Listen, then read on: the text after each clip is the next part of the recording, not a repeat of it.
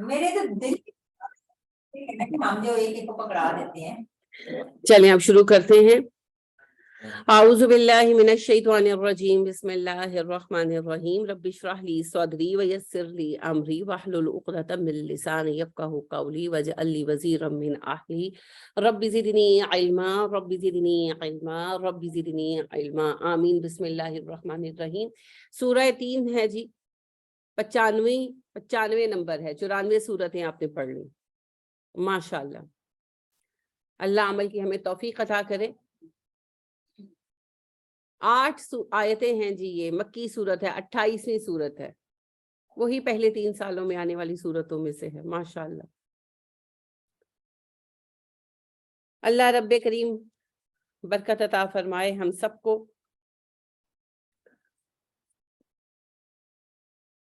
فرماتے ہیں اللہ کریم والتینی، قسم ہے انجیر کی، والزیتونی، اور قسم ہے زیتون کی.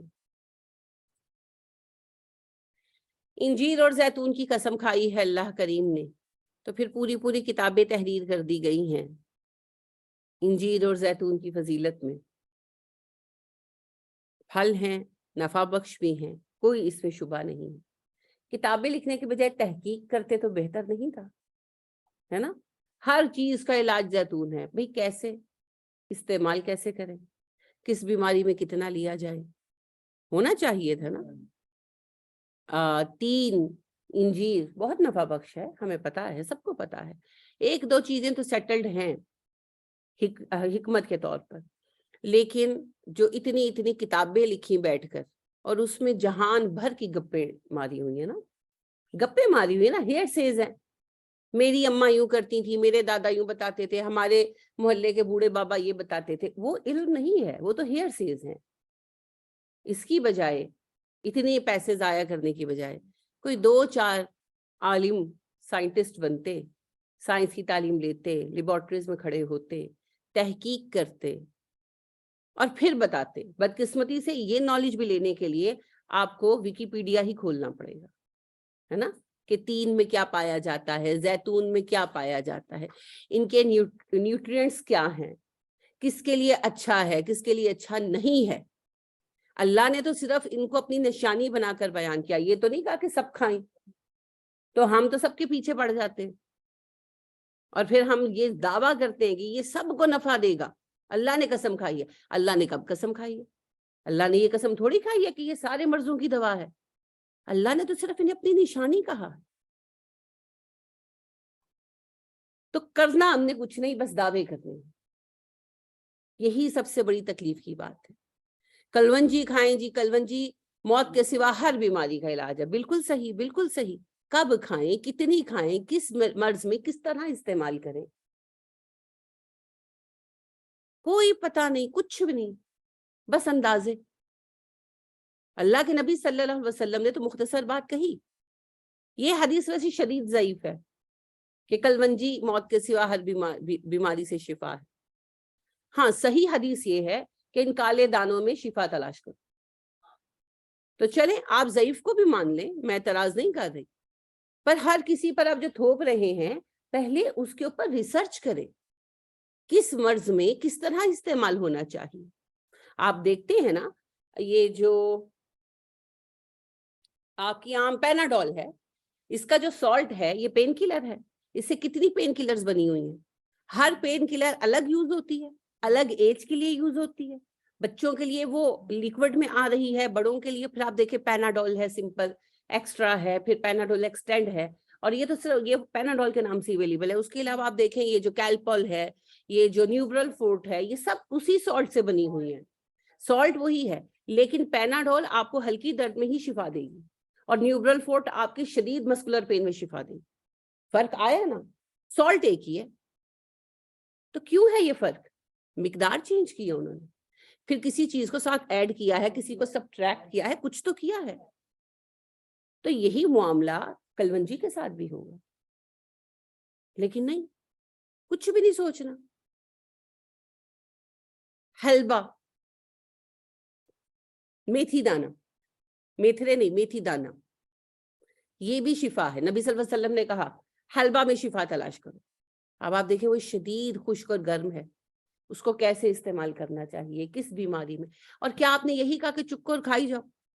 یہ نہیں کہا. اس سے میڈیسنز بننی چاہیے تھی نا، بن بھی رہی ہوں گی.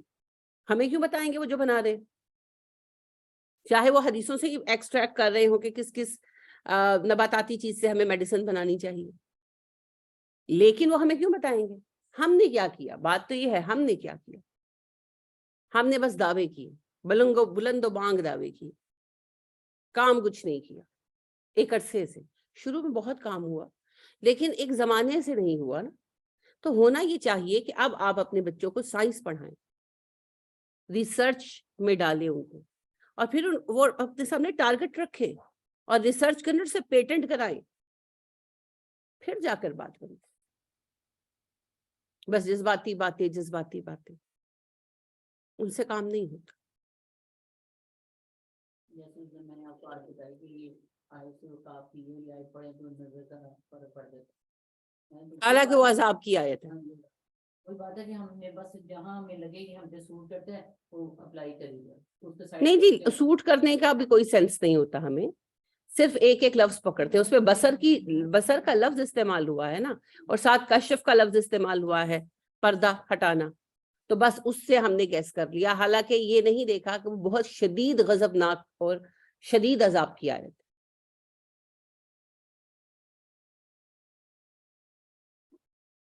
تو بات یہ ہے کہ بے شک نبی کریم صلی اللہ علیہ وسلم نے ہمیں مختلف چیزوں کے بارے میں بتایا ہے، لیکن ان کے بارے میں ریسرچ کریں. خالی بیٹھ کر اپنے حجرہ مبارک میں آپ کے فرما دینے سے کوئی وہ نہیں ہوگا. ابھی ایک وہ ہیں صاحب ہیں، نام نہیں آتا مجھے، نام دیکھا تھا میں نے پھر میں بھول گئی ہوں. تو وہ بتاتے رہتے طب نبوی پر، تو وہی اندازے، وہ جی آپ پہلے دن ایک دانہ لیں کلونجی کا، دوسرے دن 2، تیسرے دن تیسرے دن 3 کلونجی کے دانے لیں، اور اس کو بڑھاتے جائیں 30 days تک نا، پھر اس کو کم کرتے جائیں. یعنی کہ 1 سے شروع کر کے 30 دانوں پر آئیں، پھر 30 سے کم کر کے 1 پر آئیں، اور ہر بیماری کی شفا ہے. کہاں ہے یہ سائنس لکھی ہوئی؟ کیا طریقہ ہے؟ نبی اکرم صلی اللہ علیہ وسلم نے تو ایسا کوئی میکانزم نہیں سکھایا. بس کہاں بیٹھ کر یہ طریقہ تشکیل دیا بھائی؟ سمجھ نہیں آتی مجھے ان چیزوں کی، مجھے سمجھ نہیں آتی. اور پھر پتہ ہے اس کو دعویٰ کیا ہوتا ہے؟ یہ طب نبوی ہے. نہیں، طب نبوی نہیں ہے. طب نبوی صرف اتنا ہے کہ آپ نے کہا ان کالے دانوں میں شفا تلاش کرو. اب اس میں سے کیسے شفا حاصل کرنی ہے یہ جاننے کا علم اللہ نے ہمیں دیا ہے. پہلے حکمت کے ذریعے تھا، طب کے ذریعے تھا کہ اندازہ کرو، تھوڑا یعنی کہ تجربہ کرو، دیکھو. اب اور بہتر ہو گیا ہے، لیبارٹریز کے اندر چیک کرو کہ اس میں کیا چیز ہے، کتنی ہے، کیسے ہے. تو کریں جا کر. ریسرچ کوئی نہیں کرنی، باتیں رنگ رنگ کی کرا لو. تو بہت ساری چیزوں کے بارے میں یہ ہے جی. تو اپنے اندازوں کو نا طب نبوی نہیں قرار دینا چاہیے. پتہ ہے کیوں؟ پھر ہوتا کیا ہے، میں کیوں اس چیز کے خلاف ہوں. جب لوگ وہ چیز یوز کرتے ہیں نفع نہیں ہوتا تو پھر لوگوں کا ایمان ڈگمگاتا ہے. اب طب نبوی تو پیچھے بیک گراؤنڈ میں ہے ہی نہیں نا، ہے ہی نہیں. نبی اکرم صلی اللہ علیہ وسلم نے صرف ایک چیز ریکمنڈ کی، جیسے آپ نے فرمایا کہ لیمن گراس، بڑا خوبصورت نام ہے اس کا عربی میں، حب الرشاد. حب الرشاد میں اللہ نے نفع رکھا ہے. بھئی اب کیسے نفع رکھا ہے؟ میں حب الرشاد کا ایک گھونٹ نہیں لے سکتی، مجھے فوراً کھانسی شروع ہو جاتی ہے، فوراً کھانسی شروع. مجھے لیمن میں تھوڑا بیئر کر لوں، میں حب الرشاد یعنی لیمن گراس سے بیئر کر سکتی، کر ہی نہیں سکتی. اب کیا حدیث غلط ہے؟ نہیں، آپ نے صرف یہ کہا نفع رکھا ہے. کس کے لیے رکھا ہے؟ جس کو سٹرک سے الرجی ہے وہ نہیں لے سکتا. تو کس کے لیے، کتنا، کیسے نفع رکھا ہے، یہ تو تلاش کرنا پڑے گا. آپ صلی اللہ علیہ وسلم نے فرمایا پیٹ کے امراض میں شہد شفا ہے. اب ایک طریقہ ہم سنت سے جانتے ہیں، نیم گرم پانی میں شہد کو گھول کے یوز کرنا. باقی اب ہمارا کام ہے کہ ہم اس پر ریسرچ کریں. آپ صلی اللہ علیہ وسلم نے فرمایا ترنجبین سے شفا حاصل کرو. ترنجبین کس کو کہتے ہیں؟ کھمبی کو، مشروم کو. کیونکہ اس میں اللہ نے برکت رکھی ہے، یہ منو سلوا میں سے من ہے، ٹھیک ہے. اب ترنجبین میں شفا کیسے کیسے ہے، کہاں کہاں ہے. اور آپ نے ایک اور حدیث میں یہ کہا کہ ترنجبین آنکھوں کی روشنی کو بڑھاتا ہے. اب صحابہ کچا ترنجبین یعنی کہ مشروم لے کر اس کا پانی نکال کر اس کو ایکسٹریکٹ کر کے آنکھوں میں ڈالتے تھے. اب آپ دیکھیں، آپ بنائیں دوائیں، کریں ریسرچ. آج ہم سائنٹیفکلی یہ جانتے ہیں، اور وہ مسلمانوں نے ریسرچ نہیں کی بدقسمتی سے. ریسرچ اینڈ ڈیولپمنٹ تو ہم کرتے نہیں ہے نا، ہم تو صرف باتیں کرتے ہیں بیٹھ کر. یہ کرسچنز ہی کی، یورپینز ہی کی ریسرچ ہے ہمارے پاس کہ ترنجبین مشروم جو ہیں وہ بہت ہائی اینٹی بیکٹیریل اور اینٹی فنگل ڈائٹ ہے.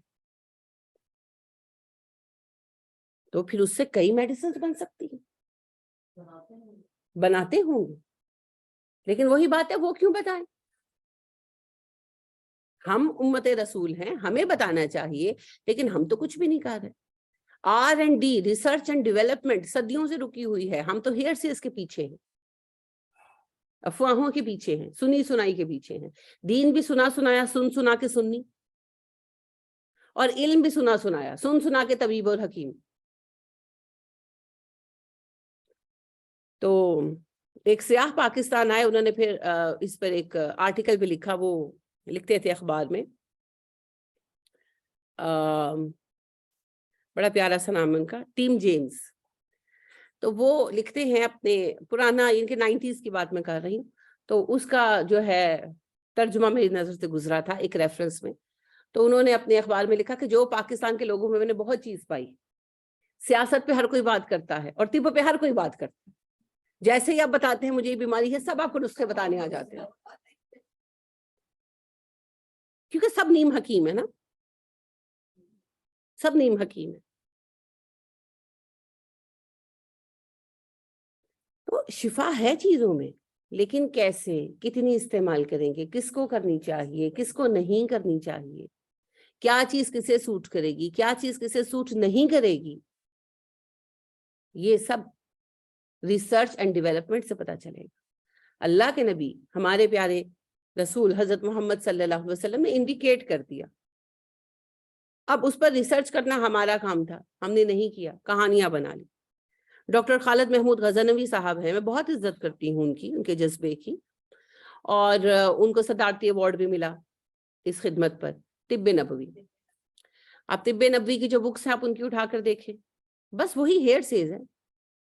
گلے کے لیے تباشیر کا استعمال کریں. آپ کو اتنی تکلیف کرنے کی کیا ضرورت ہے؟ تو حدیث کی کتابوں میں لکھا ہے، نبی اکرم صلی اللہ علیہ وسلم نے کہا اپنے بچوں کا گلا مل کے اذیت نہ دیا کرو، تباشیر کا استعمال کراؤ. بھئی بتانے کی بات یہ کیسے کرائیں؟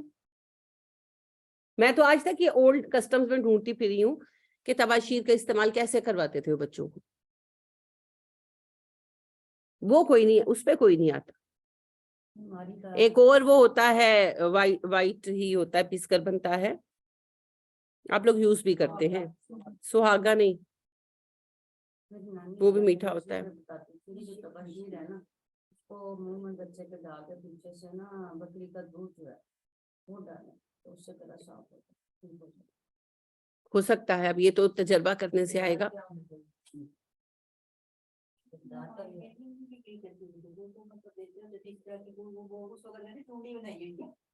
وہ 2-3 چیزوں کو مکس کر کے بنا دیتے تھے، تو وہ بچے کے منہ میں ڈال کے نا کبھی نہیں کہنا اوپر سے دودھ ڈال، مطلب ماں سے کہنا کہ بھائی یہ دیکھ ہے نا اوپر سے تھوڑا سا دودھ ڈال. تو سارے ٹوٹکے ہیں نا، کوئی اسٹینڈرڈ ریسرچ ہے آپ کے پاس؟ کوئی اسٹینڈرڈ ریسرچ نہیں ہے نا. کہ اچھا یہی ایک بنیادی بات جو بھی کوثر نے کی، مقدار کتنی ہونی چاہیے، کتنی کوانٹٹی، کس عمر کے بچے کو کتنی کوانٹٹی دینی چاہیے. ایک بچہ جس کا گلا پکا ہوا ہے، وہ کچھ بھی نہیں کھا پا رہا، وہ دودھ بھی نہیں پی پا رہا، اس کو کیسے ٹریٹ کیا جائے؟ یہ بہت سارے سوالات ہیں نا. Medical is not that simple, medical is not that simple. تو یہ چیزیں ریسرچ کے ذریعے ہونی چاہیے. یہ اس طرح کے تو بہت سارے ٹوٹکے انہوں نے بھی لکھے ہوئے ہیں، مگر وہ ٹوٹکے تو ماؤں سے سیکھے جا سکتے ہیں. اس کے لیے کتاب لکھنے کی تکلیف کرنے کی کیا ضرورت ہے؟ کتاب لکھنی ہے تو پہلے ریسرچ کرو، ایک طے شدہ بات لے کر آؤ جس کو چیلنج کیا جا سکے. آپ دیکھیں گھٹیا سی میڈیسن ہے، یعنی کہ گھٹیا مراد ویسے گھٹیا نہیں ہے، سستی چیپ، یہ جو ہے نیلسٹیٹ، انہوں نے ایک خاص مقدار کے اندر یہ جو میٹھا سوڈا ہے اس کو ڈیزولو کیا ہوا ہے اور وہ منہ پکنے کے لیے ہے. کتنا منہ پکا ہو بچے کا, آپ 2 دفعہ لگائیں فرق پڑ جاتا ہے. اور پورا انہوں نے دیا ہوا ہے کہ 6 ماہ کے بچے کو کتنے ڈراپس ڈالنے ہیں, 1 سال کے بچے کو کتنے ڈراپس ڈالنے ہیں, 1.5 سال کے کو کتنے ڈالنے ہیں, بابا جی کو کتنے ڈراپس دینے ہیں. یہ ہوتا ہے the way to prescribe a medicine. یہ نہیں ہے نا طریقہ کہ پیس کے رکھ لو بس دے ہی جاؤ دے ہی جاؤ. کس نے کہا کہ جو ہربل چیزیں ہیں وہ نقصان نہیں دیتی؟ دیتی ہیں. کسی بھی چیز کا غلط استعمال نقصان دے گا. ہربل چیزیں تو چھوڑ دیں, جو آپ روٹی وغیرہ کھاتے ہیں اگر آپ ان کا غلط یوز کریں گے, کسی چیز میں کم یا زیادتی, آپ نمک زیادہ لیں گے بی پی نہیں بڑھے گا, مرچیں زیادہ لیں گے تو پیچش نہیں لگے گی, چینی زیادہ لیں گے تو شوگر نہیں ہوگی. ایسے نہیں ہوتا. یہی تو ہمارا ایٹیٹیوڈ ہے. ریسرچ نہیں کرنی, کچھ ڈیولپ نہیں کرنا, بس بیٹھ کے اندازے لگانے. یہی تو ہم صدیوں سے کرتے آ رہے ہیں, کتابیں بھی وہی لکھ رہی ہیں. پھر اس میں وہ کہتے ہیں لہسن اور پیاز نہ استعمال کریں. لہسن اور پیاز تو زہر ہے. خالد محمود غزنوی صاحب کہتے ہیں نبی کریم صلی اللہ علیہ وسلم نے پسند ہی نہیں کیا, میں تو ان کو سیکنڈ کر ہی نہیں سکتا. اب یہ وہ کتاب ہے جسے صدارتی ایوارڈ ملا ہوا ہے. کب کہا نبی کریم صلی اللہ علیہ وسلم نے بھی لہسن پیاز نہ کھاؤ؟ آپ صلی اللہ علیہ وسلم نے کہا میں نہیں کھاتا. صحابہ کے لیے کھانا آیا باقاعدہ مسجد نبوی میں جس پر کچا لہسن پیاز چھڑکا گیا تھا, تو آپ نے کہا کہ سب کو بانٹ دو. آپ نے نہیں کھایا. جو لائے تھے انہوں نے کہا اللہ کے نبی صلی اللہ علیہ وسلم آپ نے نہیں کھایا. آپ نے کہا کچا لہسن پیاز چھڑکا. انہوں نے کہا کیا حرام ہے؟ آپ نے کہا نہیں نہیں حرام نہیں ہے, لیکن جن سے میں بات کرتا ہوں تم بات نہیں کرتے. فرشتے. آپ نے کہا جن سے میں بات کرتا ہوں تم بات نہیں کرتے, میں نہیں کھاتا, تم لوگ کھاؤ. کچے میں اسمیل آتی ہے. اور آپ نے کہا کہ جب مسجد میں آنا ہو نماز کے لیے تو کچا لہسن پیاز نہ کھایا کرو, اگر کھانا ہو تو پکا لیا کرو. یہ بھی کہا. اور آپ صلی اللہ علیہ وسلم نے واضح طور پر کہا, ابو ایوب انصاری کے گھر میں جب آپ تھے انہوں نے ایک دن آپ کو کھانا بھیجا جس کے اوپر کچا پیاز جو ہے ڈیکوریٹ کیا گیا تھا, جیسے ہم بھی وہ بناتے ہیں قیمہ دو پیازا ٹائپ. تو آپ صلی اللہ علیہ وسلم نے چکھے بغیر واپس بھیج دیا. تو ابو ایوب گھبرا گیا, کہنے لگے اللہ کے نبی صلی اللہ علیہ وسلم آپ مجھ سے ناراض ہیں؟ آپ نے کہا کیوں؟ وہ کہنے لگے جی وہ آپ نے کھانا نہیں کھایا. آپ نے کہا وہ اس کے اوپر کچا پیاز ڈالا گیا تھا. تو انہوں نے کہا کہ اللہ کے نبی صلی اللہ علیہ وسلم یہ منع ہے. آپ نے کہا نہیں میں نہیں کھاتا, میں کچا پیاز نہیں, اور کچا پیاز نہیں کھاتے تھے. اور آپ نے وضاحت کی کہ بیکاز آف اسمیل کی وجہ سے. اب اس کو آپ مسواک کی حدیث کے ساتھ ریلیٹ کریں نا, کہ آپ نے کہا کہ میں اتنی مسواک, آپ جب تہجد پڑھتے تھے نا ہر 2 رکعتوں کے بعد مسواک کرتے تھے. اور آپ صلی اللہ علیہ وسلم نے کہا کہ جب جبرائیل آتے ہیں مجھے مسواک کرنے کا کہتے ہیں, جب جبرائیل آتے ہیں مجھے مسواک کرنے کا کہتے ہیں. میں نے جبرائیل سے کہا میں کتنی مسواک کروں, کیا اپنا منہ چھیل ڈالوں؟ تو آپ صلی اللہ علیہ وسلم نے فرشتوں سے ملنا تھا, جبرائیل سے ملنا تھا, اور جبرائیل اسمیل سے اریٹیٹ ہوتے تھے تبھی تو, یعنی کہ آپ صلی اللہ علیہ وسلم تو بہت پرہیز کرتے تھے, پھر بھی وہ آپ کو تاکید کرتے تھے کہ آپ زیادہ مسواک کیا کریں. اس لیے آپ صلی اللہ علیہ وسلم ایسی چیزیں نہیں کھاتے تھے جن سے سانس میں اسمیل پیدا ہو. اب اس چیز کو لے کر یہ فتویٰ دینا ایک کتاب کے اندر کہ جی یہ تو بالکل نہیں کھانا چاہیے, اس سے بواسیر ہوتی ہے اور فلانا ہوتا ہے اور امکانہ ہوتا ہے, بے اصل باتیں. گھر بیٹھے بیٹھے ریسرچ کرو نا, پروف کرو. نہیں دعوے ہیں بس. تو یہ جو باتیں ہیں نا یہ پسندیدہ نہیں ہے اسلام کے اندر ہی. اسلام ہی تو سب سے زیادہ ریسرچ اینڈ ڈیولپمنٹ کا ہمیں حکم دیتا ہے. قل ہاتوا برہانکم ان کنتم صادقین, سچے ہو دلیل لے کر آؤ.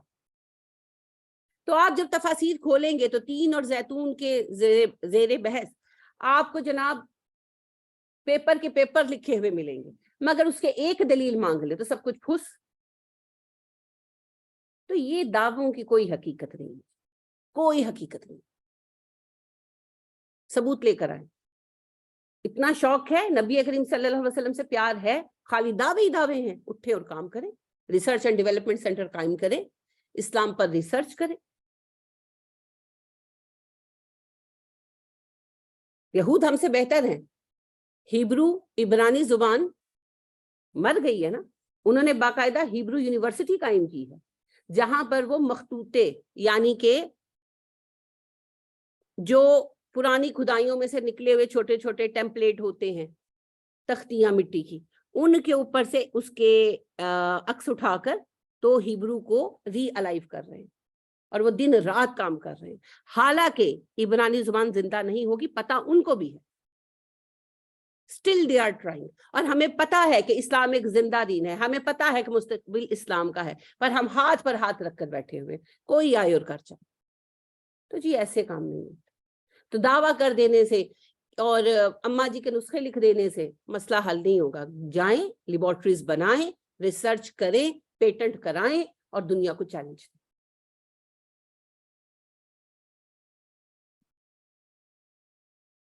खाली झूम झूम कर नारे लगा देने से दीन की बरतरी साबित नहीं होती। जैसा कि मैंने पहले भी आपसे कहा, जब हम छोटे थे तो मेडिसिन का और मेडिकल डिपार्टमेंट का साइन हुआ करता था रेड क्रॉस। आज आप जाएं, जरा नेट खोलें, घर बैठे पता लगेगा। मेडिकल या मेडिसिन का साइन आज असाए मूसवी है, बीच में ऐसा है, 2 सांप, एक दाएं एक बाएं निकला हुआ, ऐसे ख्याली ऐसे हैं उनके। हलाल अहमर कहाँ है? हलाल वाले तो सोए बैठे हैं। देखिए जी, हलाल अहमर को क्यों अहमियत है? खत्म क्या, शुरू कब हुआ था? एक मेडिसिन बताएं जो मुसलमानों ने बनाई हो, मुझे नाम दे दे एक मेडिसिन जो हमने बनाई हो। किसी कौम को आगे आने का मौका किसी वजह से मिलता है ना। हम लोग हैं कुंतुम खैरा उम्मतिन उखरिजत लिन्नास, क्या किया है हमने लोगों के? हम तो अपने लिए कुछ नहीं कर पा रहे, कैसे आगे आना है हमें? एक एक आप मुझे आजकल जितनी भी आपकी सहूलियात हैं, एक चीज मुझे बताएं कि ये इजाद मुसलमानों ने की है। या तो हड हरामी में बैठे हुए और जिनके पास पैसा है वो अयाशी में बैठे हुए। तो ऐसे काम नहीं होता, नहीं होता ऐसे काम। इतने बड़े बड़े मदरसे हैं, इतने बड़े बड़े मदरसे हैं, कहीं पर रिसर्च एंड डेवलपमेंट का काम हो रहा है? पंजाब यूनिवर्सिटी में कितना बड़ा इदारा है पंजाब यूनिवर्सिटी, कहाँ है रिसर्च एंड डेवलपमेंट? R&D का डिपार्टमेंट है? क्यों नहीं है? कौन सी कौम है जो R&D के बगैर तरक्की कर सकती है? कौन सी आपकी यूनिवर्सिटी है इस वक्त पाकिस्तान में जो R&D का डिपार्टमेंट रन कर रही है? चले यूं बताएं मुझे। इतनी बड़ी मस्जिद है फैसल मस्जिद, ताले लगा के उसको रखा हुआ है, लोगों के लिए पिकनिक पॉइंट बनाया हुआ है, उसको इतने हैवी फंड्स आते हैं, क्यों नहीं वहां पर एक रिसर्च एंड डेवलपमेंट लेबोरेटरीज खोलते इस्लाम पर तहकीक के लिए? अहादीस के अंदर जिन चीजों को पॉइंट आउट किया गया है उन पर करें रिसर्च, बनाएं मेडिसिन, बताएं उसके फवाइद।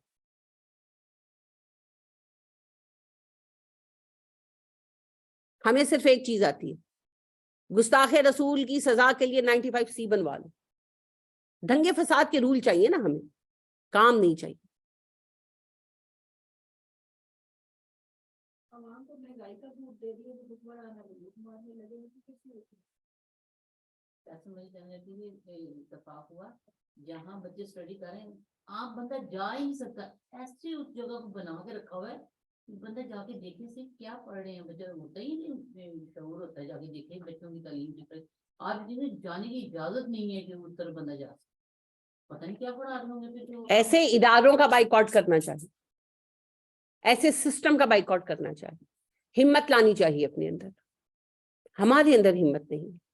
अभी जैसे कह रही है शमसा कि आवाम महंगाई में पिसी हुई है, काम तो सारे कर रहे हैं, अपने अपने सब काम कर रहे हैं ना। रिसर्च एंड डेवलपमेंट वाला माइंड ही नहीं है, पेन लेने वाले लोग ही नहीं है हम।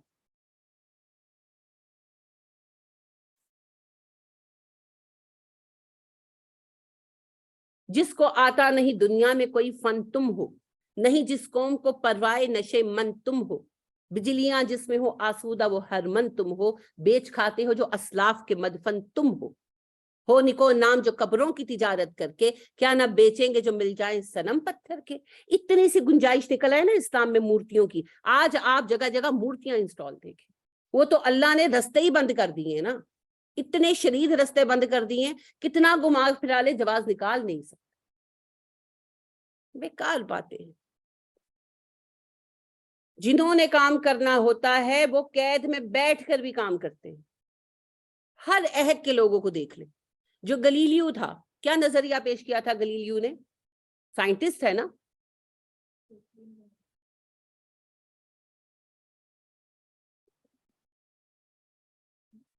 मैंने नजरिया पूछा, दरियाफ्त तो नहीं पूछी.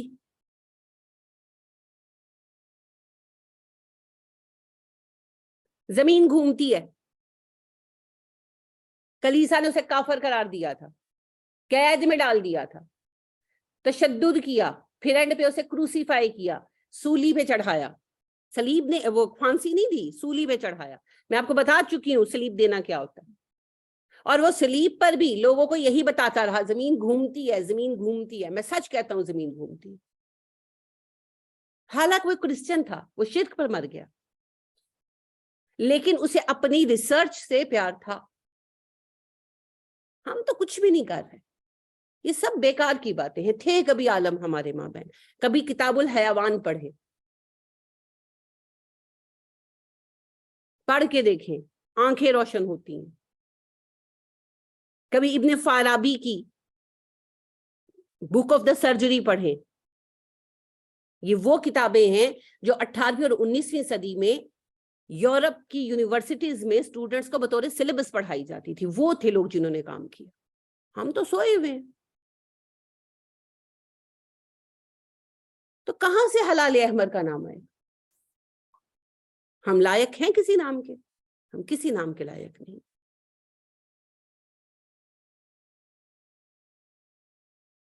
आप देखें, रिसर्च देखा करें. एक साहब हैं,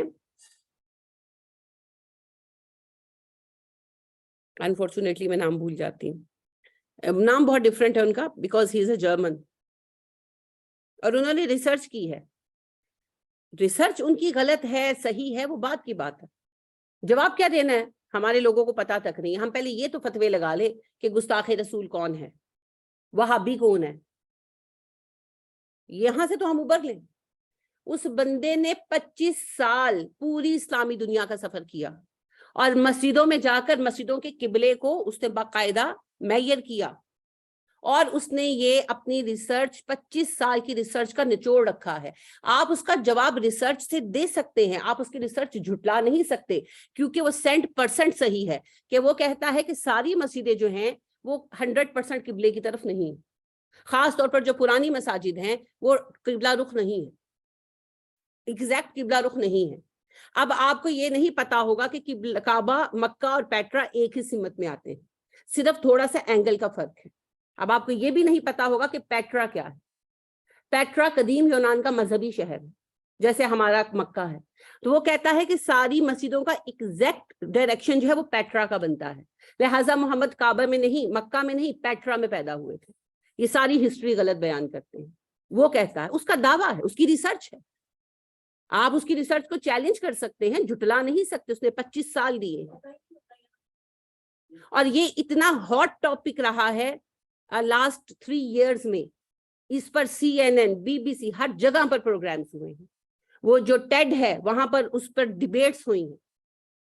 लेकिन मुसलमानों में से कौन बोला? कोई भी नहीं. क्योंकि हम ये तो डिसाइड कर लें कि गुस्ताखे रसूल कौन है, नबी सल्लल्लाहु अलैहि वसल्लम का साया था कि नहीं, आप पॉटी करते थे तो स्मेल आती थी कि नहीं, हम ये तो डिसाइड कर लें. हमें कोई काम करने के लिए तो मिला ही नहीं हुआ. अगर एक दफा ये बात प्रूव हो जाए, इस्लाम की पूरी बुनियाद हिल जाएगी. बताएं क्या जवाब है इसका?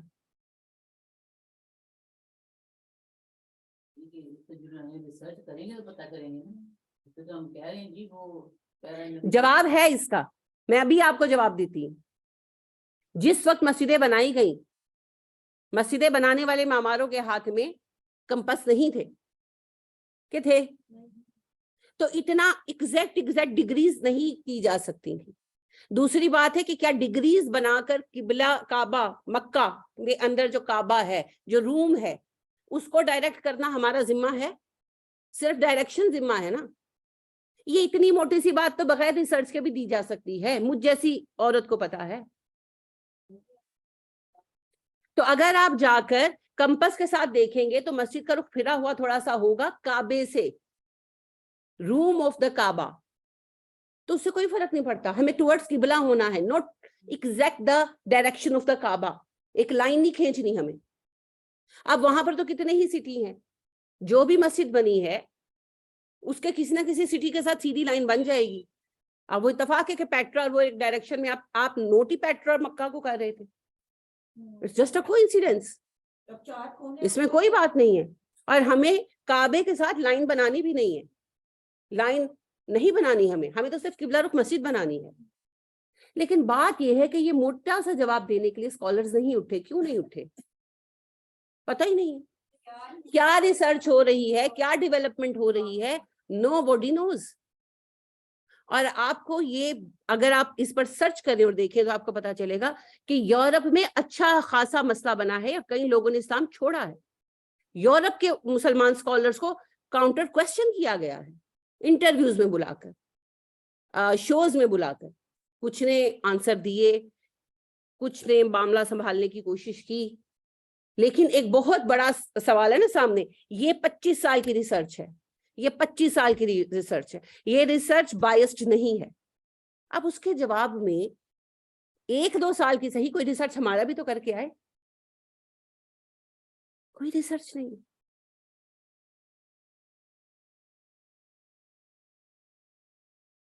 بہت بہت بڑی بات ہے. اور یہ ایک بات ہے, ایسی بے شمار چیزیں وہ لوگ ریسرچ کرتے ہیں. اس بندے کا کسی سے کوئی لینا دینا نہیں. وہ ایک کرسچن ہے, وہ ایک ہسٹورین ہے, اس نے ایک ریسرچ کی ہے, چاہے اس نے پیسے لے کر کی ہے, اس نے ایک ریسرچ کی ہے. اس نے ہر مسجد کی پوری میجرمنٹ دی ہے. اور کون سی مسجد ہے؟ مسجد قباء. کرسچن جا سکتا ہے تو کامن سینس کی بات ہے نا. مسجد Quba, the first mosque of the Islam. مسجد نیوجیا, مسجد اقصی, ساری جو مساجد ہیں قدیم, اس نے ان سب کی میجرمنٹس, وہ کس سن میں بنی, کس حاکم نے بنائی, اس کے قبلے کی ڈائریکشن کیا ہے, ایک ایک ڈیٹیل دی ہے اس نے. اب اس ریسرچ کے مقابلے میں ہم صرف احتجاج کریں گے, واویلا کریں گے, آنسو بہائیں گے. ریسرچ کون کرے گا؟ بہت آسان ہے, بہت آسان ہے. پیٹرا پر ریسرچ کر لینا, پیٹرا کب بنا, کب تباہ ہوا. پیٹرا نبی کریم صلی اللہ علیہ وسلم سے 600-700 سال پہلے تباہ ہو چکا تھا. تو پھر پیٹرا ہمارا مرکز ہو نہیں سکتا. تو پیٹرا پر ریسرچ کر لیں, پیٹرا کب بنا, اس کے کھنڈرات ہیں, اس کے کھنڈرات کی جو ہے وہ کاربن ایجنگ کریں. جواب دیا جا سکتا ہے نا, لیکن کون کرے؟ ہم دھرنے دے لیں, ہم یہ بحث کر لیں. ابھی یہ کیا پیچھے ڈرامہ چل رہا تھا, یہ پچھلے مہینے کیا کانفرنسیں ہو رہی تھیں, کون سے شہر میں گئے تھے جی بندے نے قرآن جلایا ہے؟ نہیں, سوڈان پتہ نہیں جلایا ہے. پہلی بات تو کیوں جلائے گا, سوڈان تو خود مسلم ملک ہے. اور دوسری بات یہ ہے کہ فیس بک کی رپورٹ نا, کسی نیوز میں آیا, کسی اتھینٹک سورس سے پتا چلا. اور فرض کریں سوڈان میں ہوا بھی, تو تم پاکستان کے معاملے تو سنبھال لو پہلے. جو دن رات اللہ کے احکامات کی خلاف ورزی ہو رہی ہے اسے تو ہینڈل کر لو. سوڈان کے معاملے کو لے کر تماشا بنا رہے ہو پاکستان کے اندر. ہم سے تو نہیں ہونا, اور پتہ نہیں ہوا بھی ہے کہ نہیں. بس. اچھا آپ مجھے ایک بات بتائیں, میں سیریسلی کسی پارٹی کے ساتھ نہیں ہوں, میرا ووٹ کسی کے لیے بھی نہیں ہے, کیونکہ ابھی میرے سامنے وہ حاکم نہیں جسے میں ووٹ دوں. لیکن ایک جینون میرا کوشچن ہے, جب تک عمران خان کی 3 سال حکومت رہی ہے توہین رسالت کے وہ چلتے رہے ہیں دھرنے مسلسل, ہے نا. تو اب کہاں گئے؟ اب توہین رسالت ختم ہو گئی. اب تو وہ فرانس سے جا کر $1 ملین لائے ہیں, تو اب وہ جائز ہے. اس وقت تو فرانس کا سفارت خانہ ختم کرانے کی ڈیمانڈ تھی نا ڈیمانڈ. مجھے کسی وہ سیاستدان سے نہیں ہے, میں تو جو مذہبی جماعت ہے اس کے کردار کی بات کر رہی ہوں. عمران خان کے ناک میں نکیل ڈالنے کی کوشش تھی ان لوگوں کی. صحیح غلط عمران خان مجھے کوئی دلچسپی نہیں ہے. میں صرف آپ سے یہ کہہ رہی ہوں کہ مذہبی جماعت تھی نا اس وقت, کیا تھا جی, फ्रांसीसी सफारतकार को वापस भेजो, उनके साथ सफारती ताल्लुकात खत्म करो। हालांकि कोई हुकूमत के ज़ेर सरपरस्ती तो नहीं था, ऐसे करने लगे तो फिर तो अकेले हो जाए, लेकिन ये तमाशा लगाए रखा। अब गवर्नमेंट गई है और वहां फ्रांस वालों से $1 मिलियन उधार लेकर आ गई है। अब किसी के इस्लाम पे ज्यादा नहीं पड़ी, बड़ा इनका जो है मैनेजेबल इस्लाम है, कभी किसी रुख पर हो जाता है, कभी किसी रुख पे हो जाता है। हाँ जी, जब पैसे देने पर आते हैं वही लोग जिन्होंने हमारे नबी की तौहीन की है, तो फिर तौहीन रिसालत भी हैंडल हो जाती है, गुस्ताखियां खत्म हो जाती है, वो हमारे महबूब हो जाते हैं। क्या दीन का तमाशा बना रखा है। हमसे बड़ा गुस्ताखे रसूल कौन होगा जिन्होंने अल्लाह के दीन को मजाक बना दिया। तो जी बात पता है क्या है, मैं अगर हुक्मरान हूं ना, जो मैं कभी नहीं हो सकती, अगर मैं सारी यूनिवर्सिटियां बंद करा के ना सिर्फ रिसर्च एंड डेवलपमेंट के सेंटर्स कायम कराऊं, जहां इस्लाम भी प्रैक्टिकली पढ़ाया जाए और साइंस भी। इतने बददियानत है हम, और ये हमारे बचपन से होता आ रहा है। होम इकोनॉमिक्स सब्जेक्ट है, कितना अच्छा सब्जेक्ट है, तो कैसे पास करते आए हैं घर से। अच्छा, वो टीचर्स पहले बता देती थी शामी कबाब और मटरों वाले चावल, और सब बच्चियां घर से बनवा कर ले जाती थी, वो बैठ के खा लेती थी, उनको पता होता था, नंबर दे देती थी। हालांकि 100% प्रैक्टिकल सब्जेक्ट। कितने प्रैक्टिकल किए हैं आपने? साइंस के कितने प्रैक्टिकल किए? कोई नहीं होते थे ना, ये कितने को होते थे जो प्रॉपर आपका पूरा सब्जेक्ट था। एक वो नालियां करवाते थे टेरी, और एक गैस बनवाते थे, बस। जो आपके पूरा एक सेट था, मैट्रिक करके निकला हुआ, ओ लेवल ए लेवल करके निकला हुआ बच्चा प्रॉपर लैब में काम कर सकता है। हम कर सकते हैं। हमें तो वो 4 चीजें आती, स्पिरिट लैम्प जलाना, वो नाली शीशे की टेरी करना, और वो 2 गैसें बनाना, बस। हाँ, मंशूर से देखना बड़ा कमाल था जी, वो तो घर में बैठकर शीशे से देखकर सीख लें हम जी। बस ये 3-4 चीजें, क्या वाकई मैट्रिक लेवल पर इतना आना चाहिए?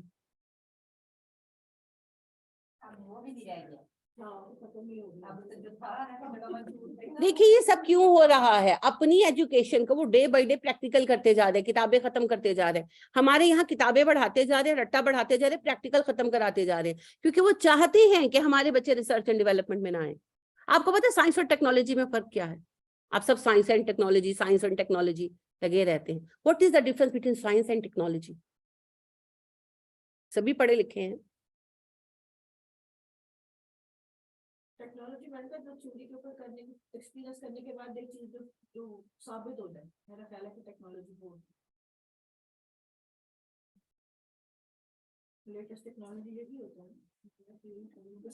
मोबाइल भी टेक्नोलॉजी उसमें लेटेस्ट है। डेफिनेशन के हिसाब से अगर देखेंगे तो science is the knowledge and technology is the invention.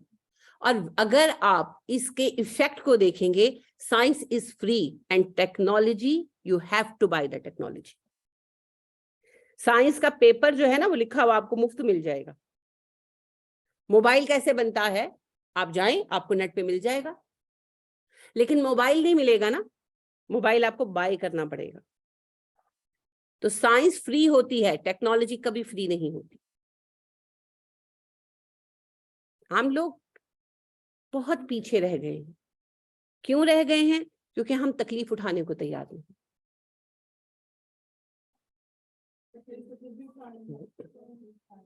नहीं जी, मेहनत की तकलीफ उठाने को तैयार नहीं है।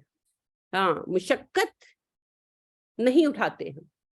वो हाल ही कहते हैं ना, मुशक्कत की जिल्लत जिन्होंने उठाई, जहां में मिली उनको आखिर बढ़ाई, बगैर उसके हरगिज किसी ने ना पाई, ना इज्जत, ना दौलत, ना फरमा रवाई।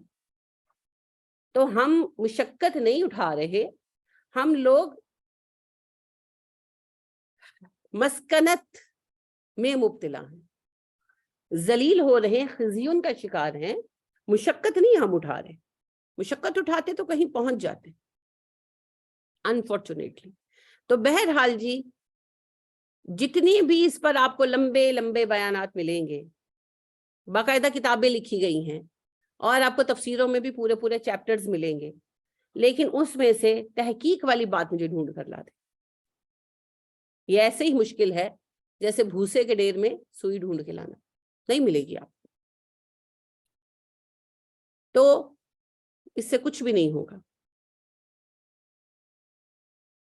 اکبر الہ آبادی کہتے ہیں سر سید کے بارے میں، ہماری باتیں ہی باتیں ہیں، سید کام کرتا ہے، نہ پوچھو فرق کیا ہے، کہنے والے کرنے والے۔ اللہ پاک کہتے ہیں نا وما یستوی الذین یعملون وہم لا یعملون، برابر نہیں ہے وہ لوگ جو کام کرتے ہیں جو نہیں کرتے۔ ایک جگہ اللہ فرماتے ہیں وما یستوی الذین ہم یعملون والذین هم القاعدون، جو کام کر رہے ہیں اور جو بیٹھے ہوئے ہیں برابر نہیں ہو سکتے۔ تو جناب یہ جو وقت ہے یہ وظیفوں کا وقت نہیں ہے، یہ جو ہے بیٹھ کر کونے میں درگاہیں چلانے کا وقت نہیں ہے، یہ تو وہ وقت ہے جو اقبال کہتے ہیں نکل کر خانقاہوں سے ادا کر رسم شبیری۔ رسم شبیری صرف میدان جنگ میں ادا نہیں ہوتی، یہ درسگاہوں میں لڑی جاتی۔ وہ تو وقت جب آئے گا اب ایک طویل وقت جنگ نہیں ہوگی، یعنی ہماری زندگیوں کے اعتبار سے طویل وقت جنگ نہیں ہوگی۔ اب تو جنگ ایک ہی دفعہ چھڑے گی، اور وہ جنگ جو ہے وہ انٹرنیشنل لیول پر ہوگی۔ جب تک آپ کے ایٹم بم موجود ہے نا، جنگ نہیں چھڑتی۔ لہٰذا ابھی تو یہ جنگ ہوگی درسگاہوں میں، ابھی تو یہ جنگ ہوگی میڈیا پر، ابھی یہ جنگ ہوگی نظریات کے ساتھ، ابھی یہ جنگ ہوگی ریسرچ اینڈ ڈیولپمنٹ کے ساتھ، جس میں ہم کہیں کھڑے نہیں ہیں۔ ہم اپنی ایک دوائی تو بنا نہیں سکتے، ایک سر درد کی گولی بتا دو بھائی جو پاکستان میں بنی ہے۔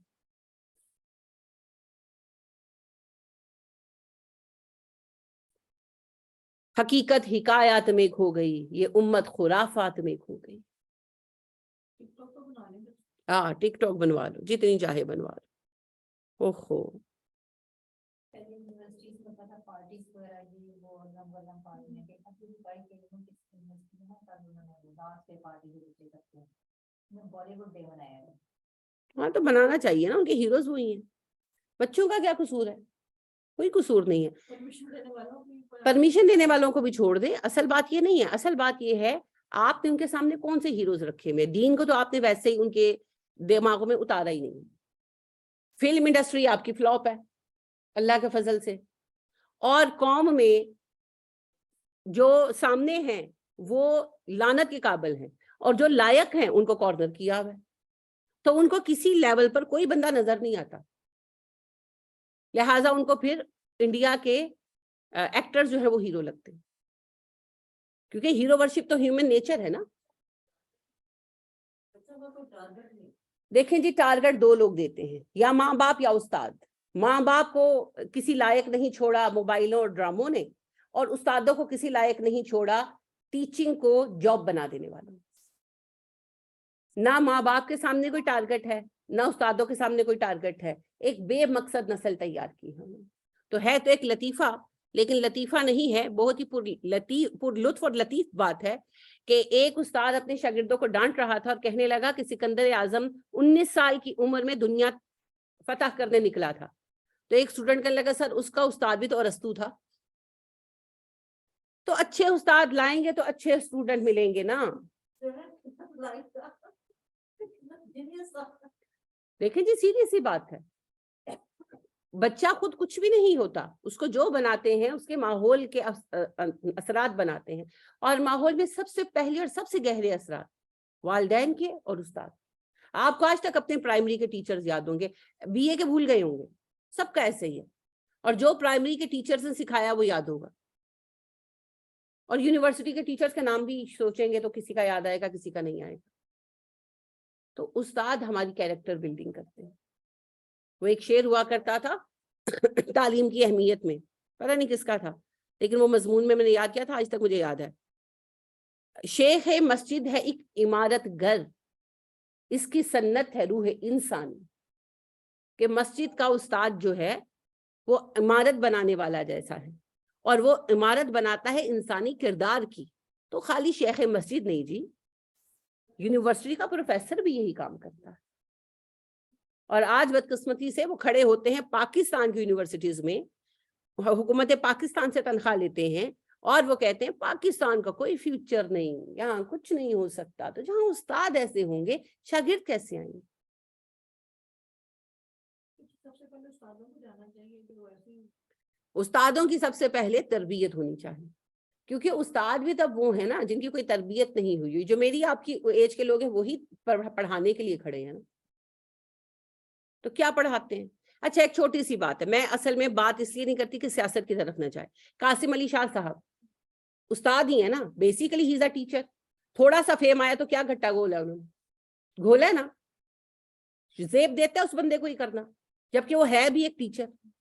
اچھا خاصا تم بینگ اے ٹیچر کما رہے ہو, تمہیں اتنے پیسے بھی لیکچر کے مل رہے ہیں, انجوائے کرو, اللہ نے دے دیا نا تمہیں. اور آپ دیکھیں کہ قاسم علی شاہ کو اللہ نے عزت ضرور دے دی ہے, ان کی جو آئیڈیالوجی ہے اس کے پیچھے کوئی سالڈ بات ہے نہیں, ادھر کی بات ادھر کی بات. ٹھیک ہے, پھر بھی اللہ نے عزت دی, اللہ دینے والا ہے, جس کو اللہ نے عزت دی اس کی عزت کرو, میں کرتی ہوں. لیکن پھر اینڈ پہ آ کے کیا, ذرا سی فیم ملی ہے تو کیا کیا, کچھ اس کا بکری نے جا کے ہاتھی کو ٹکر ماری. اللہ کے بندے سوچو تو صحیح, جس بندے کے ساتھ تم آڈا لگانے جا رہے ہو اس کی فالوورشپ تم سے بہت زیادہ ہے. دیکھیں غلط سٹیپ اٹھایا, اور کیوں اٹھایا, کوئی نہ کوئی پیچھے ریزن ہوگی. زیب دیتا ہے جبکہ تم ایک استاد ہو. یا تو حق بات کرو یا سیاست سے دور ہو, دو رستے ہیں. یا تو سیاست میں آئے تو حق بات کرے, پھر کسی کی پرواہ نہ کرے,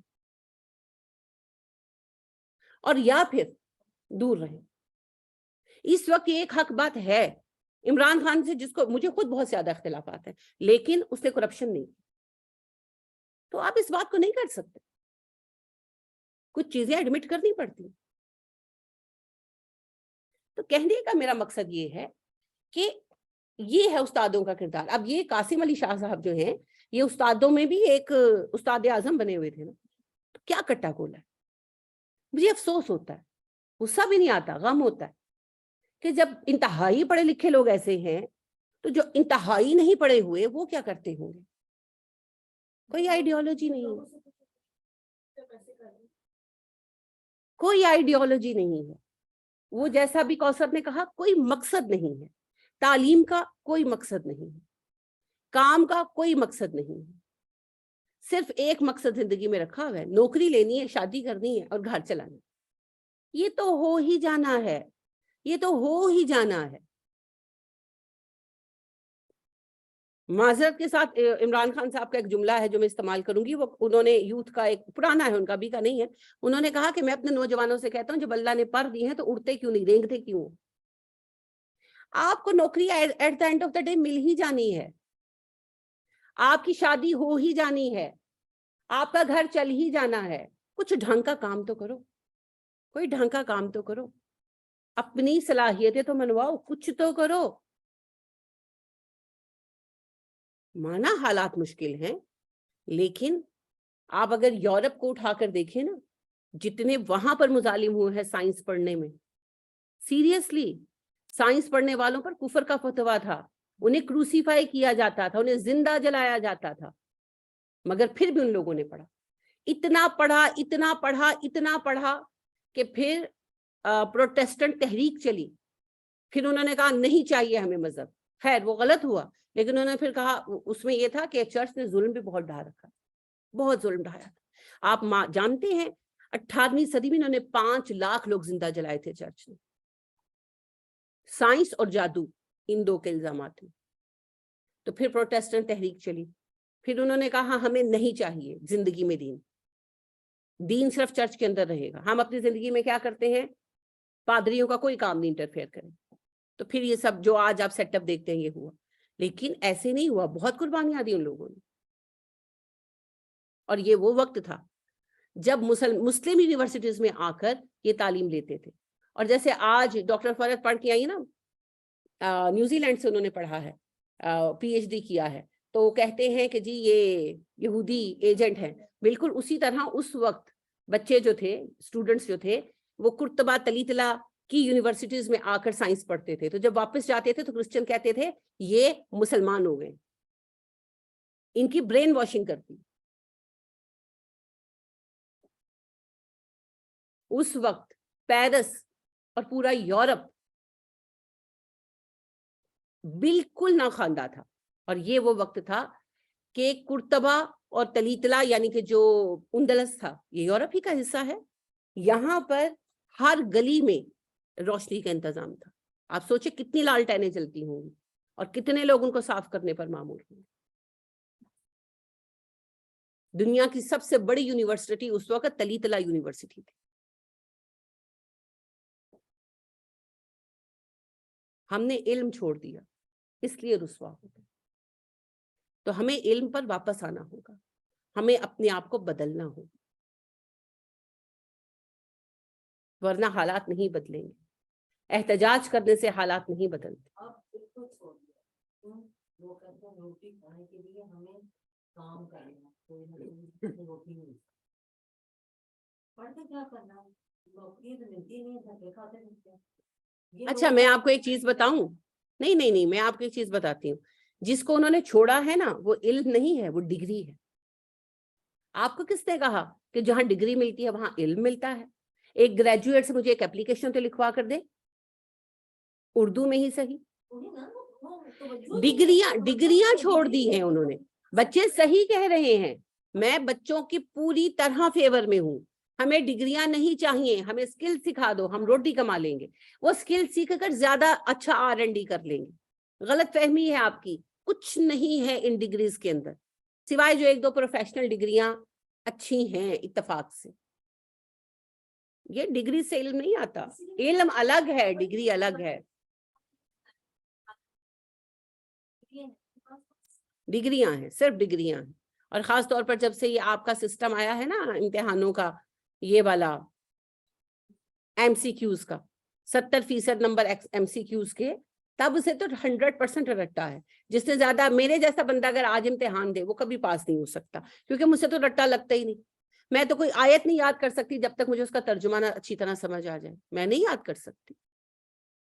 तो मेरे जैसा बंदा तो फेल होके घर आएगा, क्योंकि रट्टा लगना ही नहीं। जो जितना बड़ा रट्टू होता है उसे उतनी बड़ी जो है क्या होता है, जीपीए होता है, मिल जाएगा। हाँ जी, मेरी पोतियां है ना, नूर बड़ी जो है वो बड़ा अच्छा रट्टा मारती है तो उसके नंबर हमेशा 90+, 95, 94%। और मिर्हा फातिमा मेरे जैसी, उससे रट्टा लगता ही नहीं। तो वो बेचारी माँ से मार पड़ रही, मैं ऊपर गई, मैंने कहा क्या हुआ? तो दफा हो जाओ यहाँ से, ले जाए इसको आंटी। मैंने कहा अच्छा ले जाती हूँ, हुआ क्या है? नंबर देखे इसके। मैंने कहा इसके हमेशा इतने ही आने, ये मुझ पे गई है 65%। मैं कही मुझ पे गई है, एने 60-70 ही ले आने, एनू ना मारे करो। नहीं लगता उसे रट्टा, प्रैक्टिकल काम कराओ। इतनी अच्छी ड्राइंग्स बनाती है, आइडियाज वो इतने अच्छे, अपने इनके दादा को बैठ गई ऐसे करके ऐसे एक मशीन बना लेते। लेकिन रट्टा रो रो के, जिस दिन उसको कोई टेस्ट मिला होता है, रो रो के आंखें सूज जाती, याद नहीं होता उसे। रट्टा सिस्टम कहीं ना कहीं है थोड़ा बहुत। तो मैंने फिर आयशा को कहा, मैंने इसको ना मारा करो, इससे 60-70 ही नंबर लाने, इससे यही एक्सपेक्टेशन रखो, इसको कुछ कहने की जरूरत नहीं। ये इंशाल्लाह प्रैक्टिकल लाइफ में कुछ अच्छा करेगी।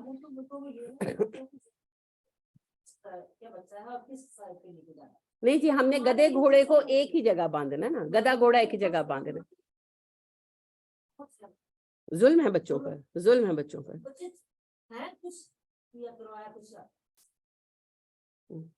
कासिम अली शाह साहब ही का जुमला है कि वो कहने लगे, वो आती थी ना मैमूना की वालदा उज़मा, तो वो बहुत मैमूना पर सख्त थी। तो उनको मैंने बहुत समझाया कि उसको नई चीज याद रहती है, आप कुछ नहीं कर सकते। तो वो नहीं समझी। तो बहरहाल वो उन्होंने ही मुझे बताया कि उन्होंने कोई लेक्चर सुना कासिम अली शाह साहब का, तो उन्होंने कहा कि आप मछली से कहते हैं दरख्त पर चढ़ो, वो नहीं चढ़ सकती। फिर जाकर वो ठंडी हुई। मैंने कहा चलो उन्हीं की बात ही तुम्हें समझ तो आई। तो ये मामले है। हमारे घर में तो ग्रेड्स को की इतनी प्रॉब्लम नहीं होती। और मेरे मियाँ मजाक करते होते हैं, जब हमारे बच्चे पढ़ते थे ना, तो सब जैसे फैमिलीज मिलती हैं तो क्या होता है, कितने नंबर आए, तो मेरे मियाँ कहते होते थे भाई बात ये है, मेरे बेटे की जो है ना 10वीं पोजीशन भी आ जाए तो ठीक है, बशर्ते के क्लास में बच्चे 10 हो। तो मेरे घर में कभी भी अल्हम्दुलिल्लाह ग्रेड्स की प्रॉब्लम नहीं रही। आयशा को थोड़ा सा था तो उसको फिर मैंने समझा दिया, मैंने कहा बेटा ग्रेड सब कुछ नहीं होते, और नूर और मिर्हा बराबर नहीं है, तो सब बच्चे अलग होते हैं। मगर हम चाहते हैं कि सबको एक जैसा आंकें, लेकिन ऐसा नहीं हो सकता। और सारा सिस्टम रट्टा सिस्टम है, सारा सिस्टम रट्टा सिस्टम। लिखना इनको नहीं आता, ہمیں تو پھر آتا تھا, ان کو تو بالکل ہی نہیں آتا کیونکہ لکھتے ہی نہیں ہے نا, لکھنا بالکل نہیں آتا, پڑھنا بالکل نہیں آتا. کون سے اسکول ہیں, کون سے ادارے ہیں؟ میں تو آج کہوں گی ہوم اسکولنگ کرائیں بچوں کو, اور بچوں کو مختلف کورسز کرائیں ٹیکنیکل, پٹاخ سے اور مختلف اداروں سے, ان کو ٹیکنیکلٹی سکھائیں, وہ اپنا کوئی نہ کوئی رستہ بنا لیں گے دنیا میں. تو یہ جو ہمارے زوال کی وجہ ہے, علم کا چھوڑ دینا, ریسرچ اینڈ ڈیولپمنٹ کا چھوڑ دینا, ہمیں اس پر واپس آنا ہوگا, تحقیق کرنی ہوگی دنیا میں, ہمیں اپنا آپ جاننا ہوگا, ہر چیز کو جاننا ہوگا. ایک آب زمزم پر تو ہم ریسرچ کر نہیں پائے, ہے نا, کیا فرق ہے آب زمزم میں اور دوسرے پانی میں, کیوں, کیا تکلیف ہے؟ آپ دیکھیں جاپان کی ریسرچ آپ لوگوں نے دیکھی ہوگی, بڑی فیمس تھی پانی پر, کہ انہوں نے بتایا کہ پانی کے خلیے بھی زندہ ہیں, یعنی کہ پانی ایک لیونگ تھنگ ہے, اس کے خلیے ریئیکٹ کرتے ہیں, اور پھر انہوں نے باقاعدہ وہ کیا ہوتی ہے خوردبین کے تحت انہوں نے تصویریں بنائی, اور کہ اگر آپ بیڈ ورڈز بولتے ہیں تو پانی کے خلیوں کی کیسی شکلیں بنتی ہیں. ایک گلاس آپ نے رکھا اور اس پہ آپ نے گالی گلوچ کیا, بیڈ ورڈز بولے تو کیسی شکلیں بنتی ہیں, آپ نے اچھی باتیں کی تو کیسی شکلیں بنتی ہیں, آپ نے اللہ کا ذکر کیا تو کیسی شکلیں بنتی ہیں. ریسرچ ہے نا, انہوں نے پورا ریسرچ پیپر ہے ان کا, ڈیٹیلڈ ہے, اور ریسرچ ہے, کوئی کہانی نہیں ہے, چیلنج کی جا سکتی ہے ریسرچ, پیٹنٹ ہے, یہ کھولے اور دیکھیں. ہم آب زمزم پہ نہیں کر سکے, خالی دعوے ہیں جی. آب زمزم میں نبی صلی اللہ علیہ وسلم نے فرمایا یہ پیاس کے ساتھ بھوک بھی مٹاتا ہے, تو اس کا مطلب آپ نے کہا یہ دنیا کا واحد پانی ہے جو پیاس کے ساتھ بھوک بھی مٹاتا ہے, تو اس کا کیا مطلب ہے کہ کیمیکل فارمیشن میں ڈفرنٹ ہوگا نا دوسرے پانی سے, تو پھر پروف کرو نا, پروف کریں. سائنٹسٹ کو چاہیے, مسلم سائنٹسٹ, پر مسلم سائنٹسٹ ہے کہاں؟ سائنس میں لے دے کر 2-4 ٹیچرز ہیں ہمارے پاس.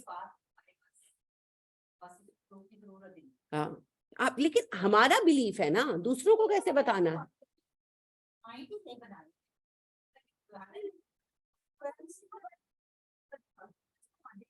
پھر آپ دیکھیں نبی کریم صلی اللہ علیہ وسلم نے فرمایا اجوا اگر کوئی ساتھ کھائے گا تو اس پر زہر اثر نہیں کرے, صبح نہار منہ جو 7 اجوا کھائے گا اگر اس کو زہر دیا جائے اثر نہیں کرے گا. تو پھر اجوا میں کوئی اینٹی ڈاٹ ہے نا بلٹ ان. ہم لوگ یہ مان لیا یہ نبی صلی اللہ علیہ وسلم نے کہتے ہیں معجزہ ہے. نہیں, آپ نے یہ نہیں کہا کہ میں معجزہ پیدا کر رہا ہوں, آپ نے کہا جو اجوا کھائے گا اس پر جادو اور زہر اس دن میں اثر نہیں کرے گا. اب جادو کو تو ہم پروف نہیں کر سکتے, اس کو چھوڑ دیں, زہر کو پروف کر سکتے ہیں, تو پھر اس میں کوئی نہ کوئی اینٹی ڈاٹ ہوگا, کچھ نہ کچھ ہوگا. مگر ریسرچ کون کرے, راتیں کون جاگے, ہے نا, راتوں کی نیند اڑ جاتی ہے نا.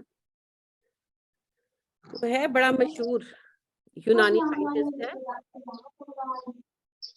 اس نے نعرہ لگا میں نے پا لیا, میں نے پا لیا, بڑا مشہور ہے یونانی سائنٹسٹ ارشمیدس. تو وہ ایک مسئلے پہ سوچ رہا تھا اور اس کو حل نہیں مل رہا تھا, اور وہ سوچ رہا تھا اور وہ سوچ رہا تھا اور وہ سوچ رہا تھا, اس کے اعصاب پہ سوار تھا. تو وہ باتھ ٹب میں نہانے بیٹھا, اور وہ پانی کے ہی اصل میں لیولز پر وہ تھا تھیری اس کی جو ہے, تو وہ نہانے بیٹھا اور اس کو سمجھ آ گئی باتھ ٹب میں پانی کو اوپر نیچے ہوتے دیکھ کر. تو وہ اتنا جذباتی ہوا کہ وہ کپڑے پہنے بغیر ہی بھاگا باہر. یہ مشہور واقعہ ہے اور صحیح واقعہ ہے, میں نے پا لیا, میں نے پا لیا, میں نے پا لیا, اور وہ گلی میں نکل گیا. تو لوگوں نے کہا پہلے کپڑے سے پا سمپل. لیکن آپ دیکھیں جو مشقت کرتے ہیں جاگتے ہیں راتوں کو, نیندیں نہیں آتی, جو تحقیق کرتے ہیں. آپ ایک دفعہ سوچیں کہ امام بخاری جو ہے انہوں نے جب صحیح بخاری کو کیا ہے مرتب, 18 سال سفر میں گزارے, 18 سال حدیثوں کی تدوین میں گزارے, 10 لاکھ حدیثوں میں سے 10,000 حدیثیں جمع کی, چنی 10 لاکھ میں سے 10,000, ہر لاکھ میں سے کتنی حدیثیں نکالی؟ 1,000. کتنا مشکل انتخاب تھا ان کے سامنے. اور یہ نہیں کہ پسند و ناپسند پہ چننا تھا, سند کی صحت پر چناؤ تھا نا. تو سند کو ٹیلی کرنا کتنا بڑا کام تھا. کتنی راتیں جاگ کے گزاری ہوں گی امام بخاری نے, کتنے سال ریسٹلیس رہے, تب جا کر ایک بخاری مرتب ہوئی. کام ایسے تھوڑی ہوتے. نیوٹن ایویں تو سیب گرتا دیکھ کر نہیں سمجھ گیا تھا, کتنی راتیں بے قراری میں کاٹی ہوں گی. تب جا کر اللہ نے دیا. ڈھیٹ ہو جاتے نا، جب ہم کسی کام پہ ڈھیٹ ہو کے لگے رہتے ہیں، ہم فیلئر کو نہیں نوٹس کرتے، تب اللہ دیتے ہیں، ایسے تھوڑی مل جاتا. کتنی راتیں بے قراری کی کاٹی ہیں. ہمیں وہ بے قراریاں چاہیے نہیں. ہمیں تو ناچ گانا دیکھنا ہے، ہمیں فلم دیکھنی ہے، ہمیں لائف انجوائے کرنی ہے. ایک ہی تو زندگی ملی ہے، دوسری کا تو یقین ہی نہیں ہے ہمیں جو ملنے والی ہے. محنت کون کرے، محنت کون کرے. بس بہت دکھ ہوتا ہے، بہت دکھ ہوتا ہے. حکومت کا نہیں رونا کہ وہ ایک عارضی شے تھی، تغیر اور تبدل سے کسی کو بھی نہیں چارہ، مگر یہ علم کے موتی کتابیں اپنے آبا کی، جو دیکھے ان کو یورپ میں تو دل ہوتا ہے سی پارا.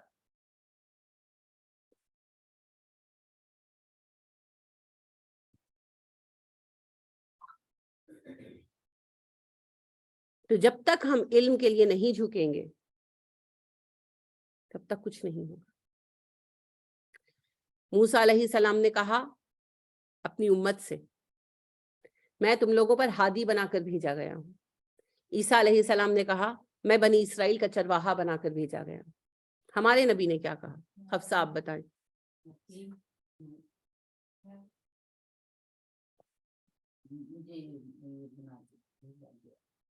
کوشش کریں،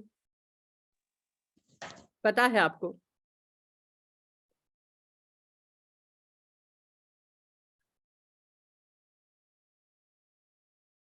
جی ناہید آپ نے کہا تھا. جی معلم، معلم نہیں معلم. انما بعثت معلما، میں استاد بنا کر بھیجا گیا ہوں. تو استاد کی امت کیوں طالب علم نہیں ہے؟ استاد کی امت کو تو طالب علم ہونا چاہیے نا، تو کیوں طالب علم نہیں؟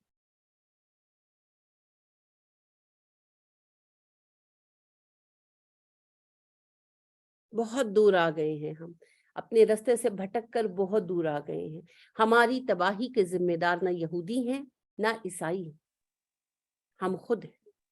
یہی یہودی تب بھی سازشیں کر رہے تھے جب نبی کریم صلی اللہ علیہ وسلم بنفس نفیس موجود تھے، جب عہد صحابہ تھا، جب اور زمانے تھے. اس کے بعد آ جائیں تابعین کا دور، اس کے بعد کا دور. کیا صلاح الدین ایوبی کے خلاف سازشیں نہیں ہوئی؟ محمود غزنوی کے نہیں ہوئی؟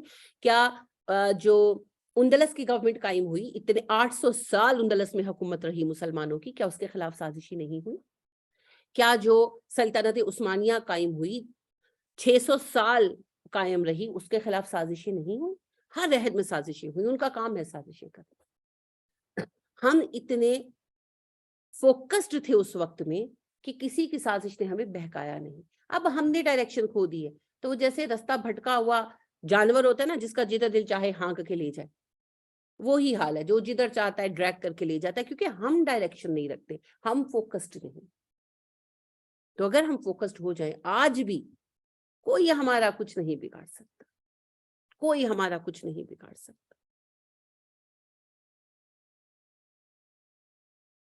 عشق ہے صبر تیرا، عقل ہے شمشیر تیری، میرے درویش خلافت ہے جہانگیر تیری. بس بہت ہی تکلیف کی باتیں ہیں، لیکن ہمیں واپس آنا ہے، ہمیں لوٹنا ہے. اور ہم ہی میں سے اٹھیں گے تو کوئی اور کیوں اٹھے، ہم کیوں نہیں؟ تو والتین والزیتون پر جو تبصرے ہیں ان کو بائی پاس کریں. والتین والزیتون اللہ کی نشانیوں میں سے ہیں، اور یہ نشانیاں دراصل 2 علاقوں کو انڈیکیٹ کرتی ہیں. کون سے علاقے ہیں جی؟ فلسطین اور صحرائے سینا.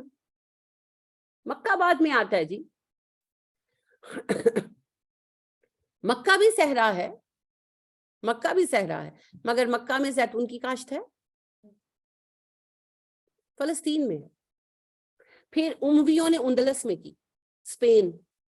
تو آج آپ کو 2nd گریڈ کا جو عام ملتا ہے نا تیل، وہ اسپین کا ملتا ہے. اسپین کو یہ دولت کس نے دی؟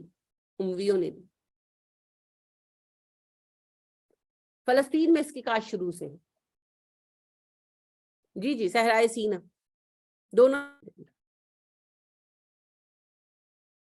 تو مراد ہے صحرائے سینا مراد ہے فلسطین. اور جیسا کہ میں نے آپ سے کہا اے گریڈ جو زیتون کا تیل ہے وہ فلسطین کا ہے, بی گریڈ جو ہے وہ اسپین کا ہے. اے گریڈ جو ہوتا ہے وہ سنہری مائل ہوتا ہے, بی گریڈ تھوڑا گرینش ہوتا ہے. تو یہ منڈیال وغیرہ کا جو ہم لاتے ہیں آپ دیکھتے ہیں تھوڑا گرین ہوتا ہے. پاکستان میں کوہ سلیمان کی رینج میں جو زیتون اگے گا وہ اے گریڈ تیل دے گا. مجھے نہیں سمجھ آتی کہ اس پر عمل کیوں نہیں ہوتا. وڈیرے ہی صحیح, اگر میری واقعی عقل نہیں سمجھ پاتی کہ اس میں کیا مسئلہ ہے. وڈیرے چاہتے ہیں کہ قبیلے ان کے غلام رہیں, تو بھائی بطور کسان ان کو یوز کرو. اگر وہاں پر باغ لگیں گے تو کون سا کسان اتنا ہے دولت مند کہ وہ وہاں پر آئل پریس لگا سکے گا؟ کوئی بھی نہیں نا, وہ تو وہاں کام ہی کر سکیں گے. تو جو وڈیرے ہیں بڑا نفع تو وہی لے جائیں گے, جب فصل اگے گی بکے گی تیل بنے گا. ہاں, جیسے ہمارے یہاں پر یہ چاول وغیرہ جو ہے بیجے جاتے ہیں. مجھے نہیں سمجھ آتی کہ اس پر عمل درآمد کیوں نہیں ہوتا. پیچھے کوئی بڑی سیاسی ریزن ہوگی. ہو اتنی جگہ ہے. اور آپ سوچیں کہ اگر پاکستان تیسرا بڑا پرووائڈر بن جائے اولیو آئل کا تو کتنا بڑا ہمارا یہ ایکسپورٹ ہو سکتا ہے. ہاں, تو جو قوم اللہ کی پہلی نعمتوں کو ضائع کرے گی اللہ نئی نعمتیں کیوں دے گا؟ اور مجھے واقعی سمجھ نہیں آتی کہ یہ بہت سستا اور آسان طریقہ ہے کہ 8-10 سالوں میں جو ہے وڈیروں کے جس کو کہتے ہیں چاندی بننے لگے گی, ایسا ہوگا. لیکن مسئلہ صرف اتنا ہے, کیوں نہیں ایسا ہو رہا؟ ڈیفینیٹلی اس کے پیچھے کوئی بڑا سیاسی چکر ہوگا جو ہم نہیں جانتے. دیکھیں جی, آپ صحیح کہہ رہی ہیں, مسکنت ہے, مسکنت تو پوری قوم پر طاری ہے. لیکن مسئلہ یہ ہے جو اس زنجیر کو توڑنا چاہے گا حق کے لیے اٹھے گا, اللہ باندھیں گے نہیں. تو اگر ایک بھی اٹھنے کا فیصلہ کرے, کوئی ایک وڈیرا فیملی بھی, اللہ باندھیں گے نہیں. یہ بھی اللہ کا اصول ہے. اگر کوئی اچھے کام کے لیے اٹھتا ہے اللہ رستہ نہیں روکتے. تو بہرحال یہ دو علاقے جو ہیں فلسطین اور صحرائے سینا, آگے آ بھی گیا وطور سینین اور سینا کا پہاڑ, تو یہ دو علاقے آپ کو پتا ہے بنی اسرائیل کی تاریخ کا محور رہے ہیں اور اللہ کے دین کے مختلف ادوار کا شاہکار ہیں اور ثبوت ہیں, لہٰذا اللہ کی نشانیوں میں سے ہیں. تو اللہ سبحانہ و تعالیٰ فرما رہے ہیں کہ مجھے قسم ہے ان علاقوں کی جہاں پر موسیٰ اور امت موسوی رہی, جہاں توریت کی تاریخ پنپی. دیکھو ان کا عروج کب ہوا اور ان کا زوال کب ہوا. امت کے 1/3 نے, آپ کو پتا ہے کہ حضرت سلیمان کے دور میں امت کا ایک حصہ جادو کے پیچھے تھا. قرآن کا آپ پڑھ چکے ہیں بیان. وَاتَّبَعُوا مَا تَتْلُو الشَّيَاطِينُ عَلَىٰ مُلْكِ سُلَيْمَانَ, عہد سلیمان میں یہ لوگ شیاطین کے پیچھے تھے. لیکن صرف 1/3 سلیمان علیہ السلام کے ساتھ تھا, تو کہاں گئی تھی ان کی حکومت؟ اور پھر زوال پذیر کیوں ہوئے؟ اختلافات کی وجہ سے. اور اب اللہ فرما رہے ہیں وَهَٰذَا الْبَلَدِ الْأَمِينَ, اور قسم ہے اس شہر کی جو امن والا ہے, مکہ. مکہ دو علاقے جن کو حضرت ابراہیم علیہ السلام کی بدولت حرمت ملی, برکت ملی, فلسطین اور مکہ. فلسطین میں ابراہیم علیہ السلام خود رہے اور ان کے بیٹے اسحاق رہے.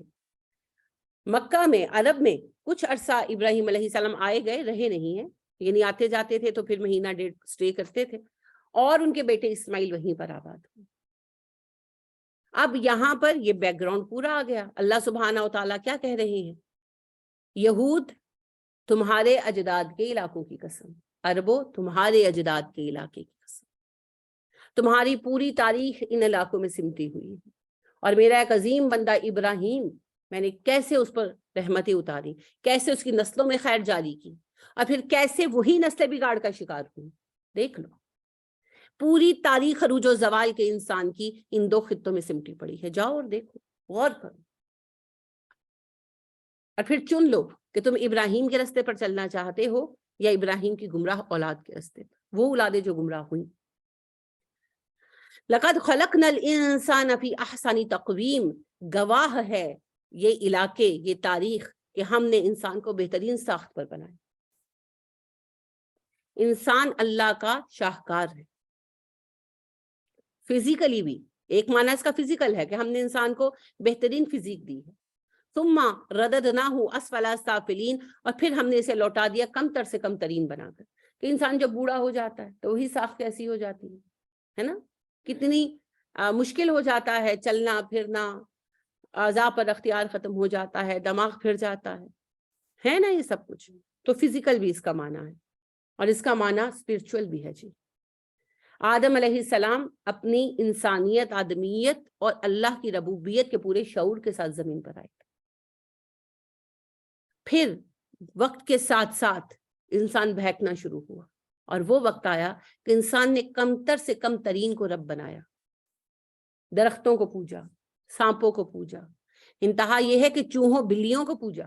انا للہ و انا الیہ راجعون. اپنا آپ بھول گئے, اپنی عظمت بھول گئے, اور اللہ کے شاہکار سے شرک کی بدولت کم ترین درجوں پر گر گئے. تو ایک گائے کو منتیں کر رہے ہوتے ہیں کہ ہمارا مسئلہ حل کر دیں. اچھا, گائے کا تو کوئی خاص ہی رول ہے شرک میں, ہے نا. بنی اسرائیل کو بھی گائے چاہیے تھی, جو قبطی تھے وہ بھی گائے, ان میں بھی ایک گاڈس جو تھی وہ گائے تھی. بیاہ کرا دو میاں دا. کسی کو خوبصورتی میں کہ تم گائے ہو. کیا وجہ تھی؟ نفع گائے کا نفع ہے, بہت زیادہ نفع ہے. گائے سے نسل چلتی ہے, بیل بھی اور گائے بھی. گائے دودھ دیتی ہے, گائے بہت نفع بخش جانور ہے, نفع کی وجہ سے ہوا. لہٰذا ہندوؤں میں تو باقاعدہ عقیدہ پایا جاتا ہے کہ گاڈس گائے ہے, یعنی دیوی گائے ہے, جو ساری یعنی کہ وہ آسمان پر ہے اور اس کی وجہ سے ساری گایوں کو دودھ آتا ہے وغیرہ وغیرہ. تو یہ اصل میں نفع اور نقصان. انسان نے دو طرح کی چیزوں کو پوجا, جن سے نفع ہوا یا جن سے نقصان ہوا. خوف اور محبت. اور ویسے بھی شرک کی نا عام طور پر لاجک نہیں ہوتی. اب مجھے آپ بتائیں, پرسوں ترسوں ایک ویڈیو مجھے کسی نے شیئر کی ہے, شلوار شادہ ڈیرا, انا للہ و انا الیہ راجعون, جس نے منت مانی ہے بابا جی کا قبر ہے, اللہ معاف فرما دے, پتہ نہیں وہ بیچارہ کون تھا کون نہیں تھا. تو جس کو کوئی منت مانی ہے وہ اپنی شلوار جا کے جن کے جو پہنی اتار کے ٹانگ کر آ جاتے ہیں. پرانی شلوار کو چھوڑے, سطر کا کیا ہے. یعنی کہ جس نے منت ماننی ہے وہ جائے گا اور وہ منت اپنی مانے گا, اور جو شلوار پہنی ہے وہ اتار کر وہاں باندھ آئے گا. شلواریں ہیں ہوئی ہیں. اب یہ ان سے پوچھنا پڑے گا, مجھے نہیں پتا.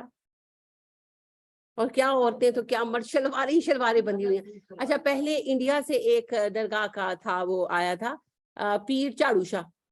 لوگ وہاں جا کے نا جھاڑو باندھ کر آتے ہیں, ہماری منت پوری. جھاڑو بندے میں نہیں, کسی بھی چیز کی کوئی لاجک نہیں ہے جی. جھاڑو باندھنے سے یا شلوار اتارنے سے اور باندھنے سے منت کیسے پوری ہوگی؟ چلو کوئی لاجک تو لاؤ. اگر پیسے ڈالے تو چلو ایک لاجک پھر بھی بن گئی لاجک. بھئی آپ نے پیسے نہیں, صدقہ نہیں, نذرانہ دیا, پیر صاحب خوش ہو گئے. آپ کی شلوار کا پیر صاحب کیا کریں گے؟ آپ کے جھاڑو کا پیر صاحب کیا کریں گے؟ جھنگ میں پیر لوٹا شاہ ہے, وہاں پر لوگ لوٹے باندھ کر آتے, اتنے لوٹے بندھے ہوئے رنگ برنگ کے. کوئی لاجک اللہ کے بندو, یعنی کہ وہ لوٹے تو وہی بندے ہیں, پیر صاحب ان لوٹوں کا کیا کریں گے؟ آپ کی اتنی بڑی بڑی وہ خواہشیں پوری کریں, اپنے لوٹے نہیں پورے کر سکتے. یہ پوچھے یہ لاجک والی بات ہے. آپ صحیح, میں وہی آپ سے کہہ رہی ہوں کہ شرک میں نارملی لاجک نہیں ہوتی. لہٰذا آپ دیکھیں مصری کتنے ترقی یافتہ تھے, ان کے بنائے احرام کی کنسٹرکشن کے میتھڈولوجی کو آج تک سائنٹسٹ حل نہیں کر پائے, رائٹ. لیکن وہ بلی کو خدا مانتے تھے اور بلی کو طاقت کا مظہر مانتے تھے, بلی کی پوجا بھی کرتے تھے. صرف بلی کو نہیں مانتے تھے, بلیوں کو مانتے تھے. اور اگر آپ نے دیکھا ہو تو ایک خاص پیٹرن ہے کیٹس کا, جنہیں ایجپشن کیٹ کہا جاتا ہے. وہ لمبی کر دی جاتی ہیں, اور ان کے جب فرعون وغیرہ مرتے تھے تو وہ بلیوں کو مار کے, یعنی ان کو خنوط کر کے ان کے مجسمے رکھتے تھے ان کے تابوتوں کے اوپر ایز گارڈ. तभी तो अब ये मुझे आप कहती है, बताएं बिल्ली में कौन सी ताकत है? एक की तरफ पानी डालो बेचारी भाग जाती है। क्या कर सकती है बिल्ली? खुद बताएं क्या कर सकती है? इतना सा उसका दिल होता है। यानी बिल्लियां अगर कभी आपने पाली हो तो डरा देता था। मेरा बेटा अली जैन छोटा था ना, तो उसकी आदत थी वो हा हू टाइप की साउंड्स वो जनरेट करता था। तो वो बिल्ली को पकड़ा करके ना, तो उसको जब पकड़ा उसका दिल धक धक धक कर रहा होता था। तो मैं डांटती थी कि इसका हार्ट फेल हो जाएगा किसी दिन, जैसे तुम उसे डराती थी। तो बिल्ली में क्या ताकत होनी है? बिल्ली क्या कर सकती है? और इतने अजीम वो साइंटिस्ट थे। यानी डैम एट गजा जो है, आप कभी, मैंने पहले भी कहा, बुक पढ़कर देखें। वो बरतानवी इंजीनियर हैं, और गजा पर जब डैम बन रहा था तो उनको वहां जॉब मिली हुई थी, तो छुट्टियां मिली तो वो एहराम मिस्र विजिट करने गए। तो वहां एक शहजादी है जिसका एहराम इनकम्प्लीट रह गया, और उनके ये रस्म थी कि जितना एहराम जिंदगी में बन गया बाद में पूरा नहीं करते थे। तो वहां वो जो सतून आधे आधे पिलर्स लगे हुए थे, तो उसने उनकी डायमेंशंस ली और सारा कुछ। तो उसने ये अपनी पूरी डिटेल्ड रिसर्च दी है, again research work which can be challenged, कि उसने पूरी डायमेंशंस और हर चीज दी है कि सेम साइज के डिफरेंट डायमेंशंस में, डिफरेंट एंगल्स में उन्होंने जो सुराख किए हैं वो छैनियों हथौड़ियों से नहीं हो सकते। वो तो आज हमारे पास टेक्नोलॉजी के बावजूद करने मुश्किल है। तो उनके पास कोई ना कोई टेक्नोलॉजी जरूर थी। फिर जो कटिंग उन्होंने इक्वल की है, एंगल्स के ऊपर पत्थरों को काटा है, पत्थर पे पत्थर पूरा ला रहे हैं, वो कहते हैं ये छैनियों हथौड़ियों का काम नहीं है। उनके पास लाजमन कोई टेक्नोलॉजी थी जिससे हम आज वाकिफ नहीं। तो इतने तरक्की याफ्ता लोग, और हिफाजत किससे मांग रहे हैं? बिल्ली बेगम से। क्या लॉजिक है? क्या लॉजिक है? आज आप देखें, इंडिया हमसे टेक्नोलॉजी में बहुत आगे बढ़ गया है। हम खुश हो या ना खुश हो, हकीकत यही है। कारों का दूसरा बड़ा प्रोवाइडर बन गया है। लेकिन क्या है उनका हाल? मुसीबत में मदद मांगने के लिए गाय के पास जाते हैं, तुलसी के पास जाते हैं, पत्थरों के पास जाते हैं। क्या हो गया अक्ल को? कहाँ चली गई अक्ल? तो बात यह है कि शिर्क की लॉजिक नहीं होती। शिर्क सिर्फ अंधी अकीदत का नाम। फिर चाहे वो शिर्क करने वाला भगवान दास हो या के गुलाम अहमद हो, वो फिर शिर्क जो है ना वो विदाउट लॉजिक होता है, अंधी अकीदत में, वो फिर सुनते नहीं। तो लिहाजा अल्लाह ने जब आदम अलैहिस्सलाम को उतारा तो तौहीद के साथ, तौहीद की अजमत और अपनी जात के वकार के साथ। असल मसला ये है, हमें अपनी अहमियत नहीं पता।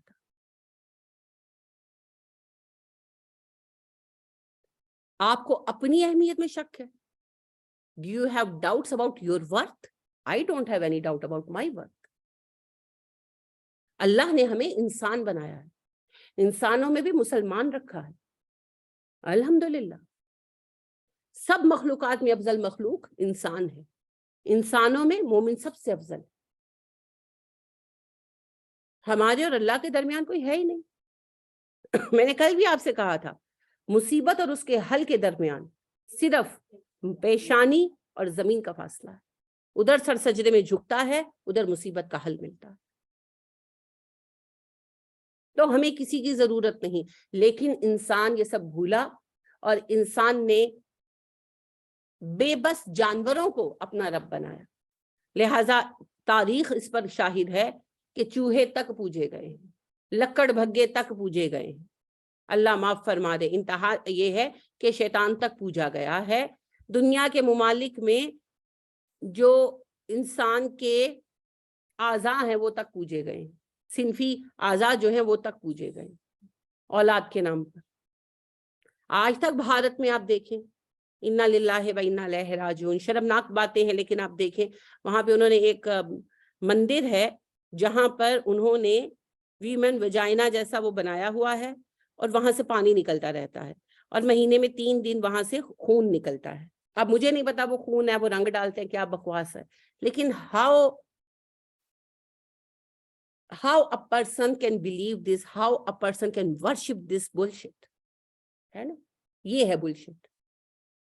कैसे बिलीव कर सकते हैं आप? क्या है ये मजहब का कौन सा तस्वुर है? मगर वहां पर खवातीन कौन सी जाती है जिनके बच्चे नहीं होते, या जिनको कोई फीमेल प्रॉब्लम्स होती है ना, माहवारी के आयाम की या कुछ ऐसे, उनको लेकर जाते हैं।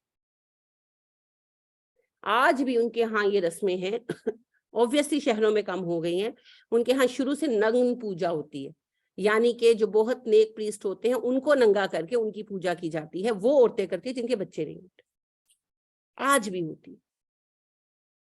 انا للہ و انا الیہ راجعون۔ انسان، آپ چائنا جانتے ہیں کتنی ترقی پر ہے، لیکن سب سے بڑا جو ہے میلہ اعضاء کی پرستش کا، وہ چائنا میں ہی ہوتا ہے، پوری دنیا سے لوگ آتے ہیں۔ ایسی چائنا ابھی تک پھنسا نہیں ہوا کرونا میں، یہ اللہ کی سزا ہے، انا للہ و انا الیہ راجعون۔ پوری دنیا سے لوگ آتے ہیں اور اس کو کہتے ہیں جی یہ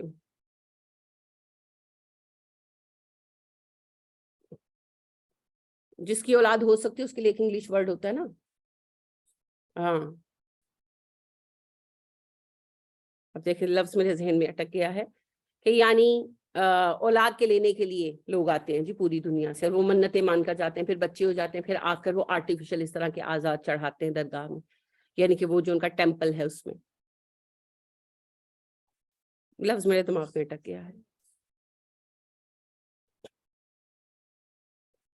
تو کیا ہے یہ انسانی سوچ کے کون سے مدارج ہیں، یہ تنزلی کے کون سے جو ہیں لیولز ہیں؟ انا للہ و انا الیہ راجعون۔ کوئی چیز نہیں چھوڑی گئی جسے پوجا نہ گیا، اور اللہ سبحانہ و تعالیٰ ہر چیز معاف کر دیں گے، شرک معاف نہیں کریں گے، کبھی معاف نہیں کریں گے۔ اور پھر شرک بھی کس کو، شریک کس کو بنایا، کس کو ایز پارٹنر ایسوسیٹ کیا اللہ کے ساتھ؟ معاذ اللہ، چوہوں کو، بلیوں کو، گایوں کو، سانپ کو، پودوں کو، انسان کے اعضاء کو، پتھروں کو کوئی نہیں بناتا، وہ جن کی مورتیں ہوتی ہیں ان کو بناتے ہیں، انسانوں کو۔ پتھر کبھی نہیں پوجا گیا جی، کبھی نہیں پوچھا گیا۔ اگر پتھر پوجنا مقصود ہوتے نا تو ہمالیہ کو پوجتے جا کر، پتھر نہیں پوجے گئے، افراد پوجے گئے۔ اوہو، سب سے بڑا ظلم ہے، سچ کہتے ہیں نبی کریم صلی اللہ علیہ وسلم، سب سے بڑا ظلم شرک ہے، سب سے بڑا ظلم شرک ہے۔ اور آپ صلی اللہ علیہ وآلہ وسلم فرماتے ہیں، اور حق فرماتے ہیں، سب سے زیادہ بردبار، برداشت کرنے والا تمہارا رب ہے۔ ایک بندہ کہتا ہے اللہ کا بیٹا ہے اور اللہ اس پر بھی صبر کرتے ہیں، تو ہمیں کتنا صبر کرنا چاہیے؟ ہمارا رب پورا قادر ہے نا، ایک لمحے میں ساری دنیا ختم کر دے، مگر ایک بندہ ڈھٹائی سے بیٹھ کر کہتا ہے اللہ کا رب ہے، ایک بندہ اٹھ کر کہتا ہے میں اللہ کی بیوی ہوں، ملتان میں ڈھونگ رچا کے بیٹھا ہے، اللہ عذاب نہیں بھیجتے؟ اس رب کے بندے ہو کر چھوٹی چھوٹی باتوں پر فلیئر اپ کیوں ہو جاتے ہو؟ کیوں برداشت نہیں کر پاتے؟ جب کوئی آپ کے خلاف بات کرے، جب کوئی آپ کا دل دکھائے، سب سے پہلے کیا کرنا چاہیے؟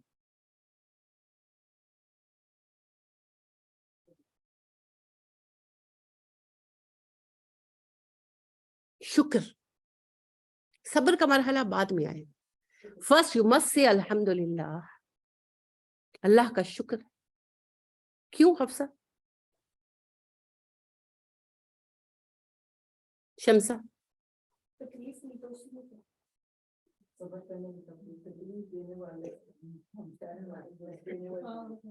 اللہ نے آپ کو ایک موقع دیا ہے ٹو پروو یور سیلف۔ آپ میرے پاس آتے ہیں ایک جاب کے لیے اور میں آپ کو کہتی ہوں اوکے میں آپ کو دیتی ہوں، ایک ہفتہ کر کے دکھاؤ، پروف کرو، تو آپ شکریہ کریں گے میرا کہ نہیں؟ سب سے پہلے شکریہ کریں گے نا۔ تو اللہ نے آپ کو چانس دیا ہے، prove your self a practical Muslim, a practicing Muslim, come and show your courage۔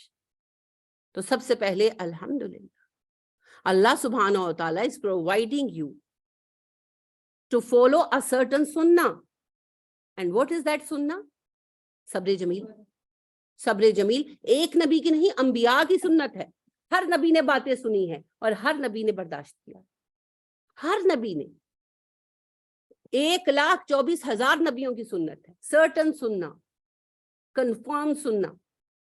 تو اللہ نے ہمیں عام بندے ہوتے ہوئے چن لیا، ہم باتیں کرنے والے بھی تو ہو سکتے تھے، زبان تو میرے منہ میں بھی ہے، آپ کے منہ میں بھی ہے، تو ہم باتیں کرنے والے بھی تو ہو سکتے تھے۔ اللہ نے سہنے والا بنایا، موقع دیا अब आओ ईमान का लेवल प्रूव करो। What does that mean? अल्लाह सुब्हानहू व तआला हैज चोजन अस, अल्लाह ने चुना है, तो चुनाव ही बड़ी बात है जी। आ गया, शुक्र अल्लाह, शुक्र अल्लाह। तो मेरे प्यारे बच्चों,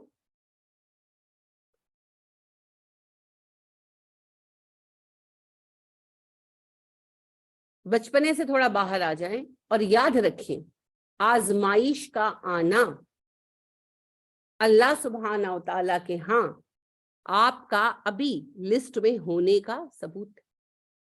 इम्तिहान उसका होता है जो कॉलेज में एनरोल होता है। जो कॉलेज से इरेस्टिकेट कर दिया गया हो उसका इम्तिहान कभी हुआ है? तो सबसे पहले अल्हम्दुलिल्लाह, अल्हम्दुलिल्लाह। उसके शुक्र के बाद मरहला आता है सब्र। क्यों सब्र करें? क्यों सब्र करें? कब और कहां? आयत सुना दे, तर्जुमा सुना दे। अभी कैसे किया था ना? हाँ, उनको भी आसानी होगी। असल में ना इंटरनेट के सिग्नल कम आ रहे हैं, लाइट गई हुई है वाईफाई के, तो वो इसलिए तंग कर रहा है।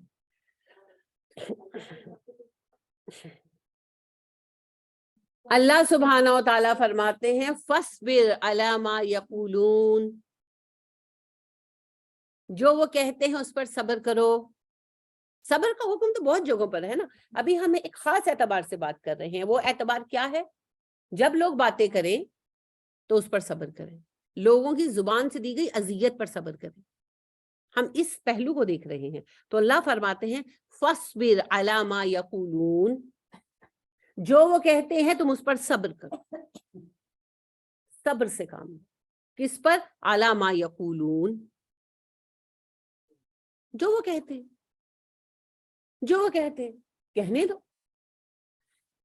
कहने वालों का कुछ नहीं जाता, सहने वाले कमाल करते हैं।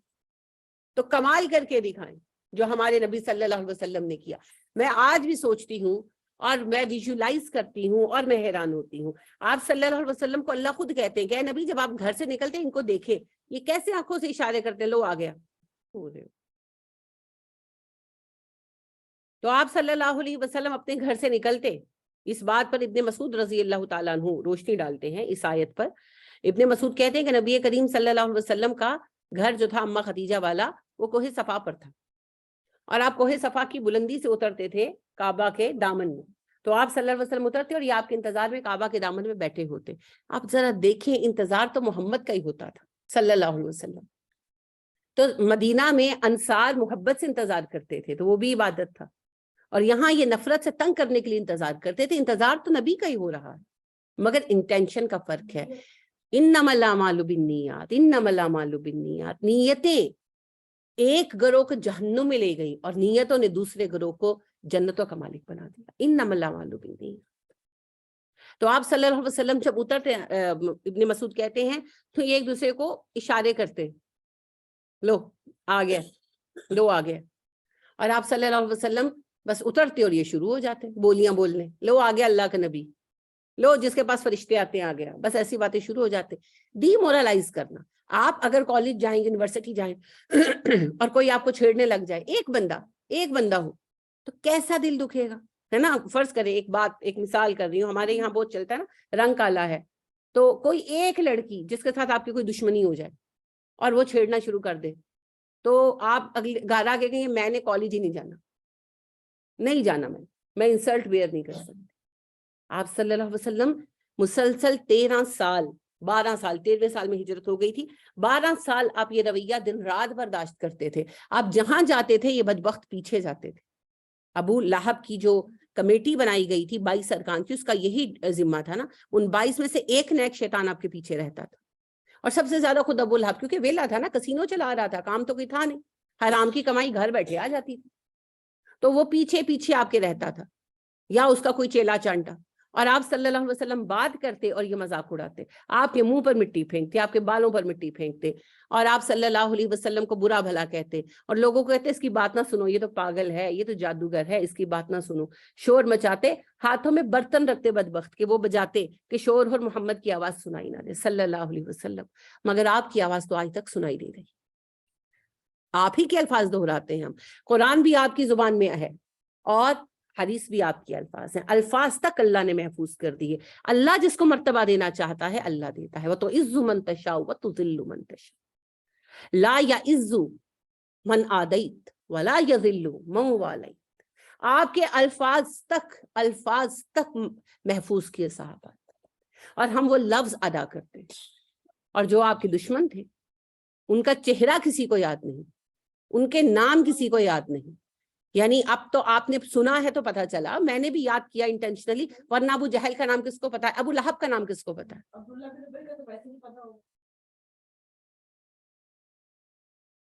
تو یہ ہے جی, وَرَفَعْنَا لَكَ ذِكْرَكَ کا ہے سایہ تجھ پر, نام اونچا ہے تیرا, ذکر ہے اعلیٰ تیرا. تو آپ صلی اللہ علیہ وآلہ وسلم اتنے شدید نیگیٹو ماحول میں رہتے تھے, اور آپ کتنے پازیٹیو تھے.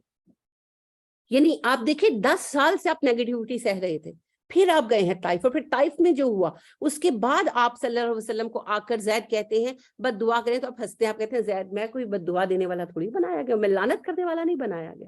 بد دعا کا لفظ بھی نہیں یوز کیا, آپ نے کہا میں لعنت کرنے والا نہیں بنایا گیا, پھر دعا کرتے.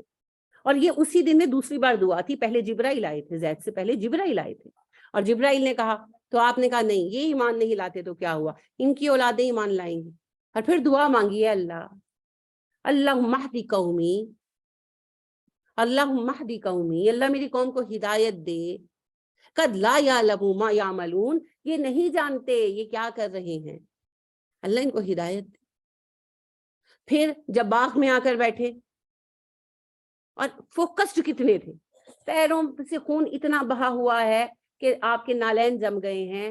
آپ خود کہتے ہیں کہ اتنا صدمہ تھا مجھے کہ جب تک جبرائیل آ کر نہیں ملے مجھے کچھ پتا نہیں میں کہاں جا رہا ہوں, ہے نا.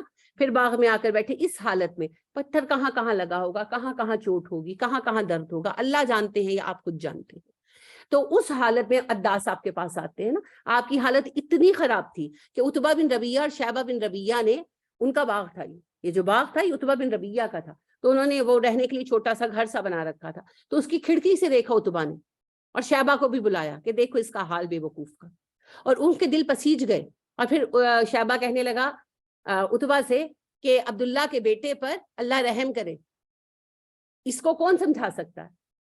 تو پھر عتبہ نے کہا اچھا عداس آؤ, اس کو کچھ انگور کھلاؤ.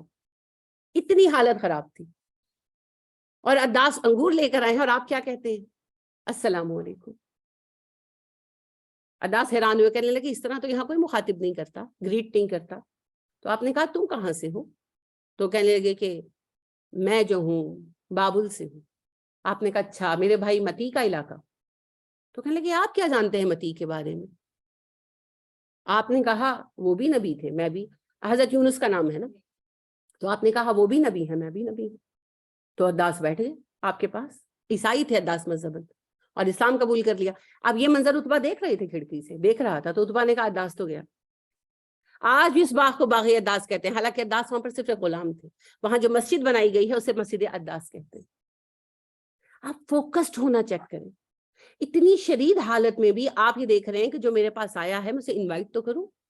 ہمارا تو ایک سر درد ہے تو ہم کہتے ہیں میں تو نماز بھی نہیں پڑھ سکتی, کل دیکھا. ہم جیسے لوگ کام کریں گے, کام ایسے لوگ کرتے ہیں,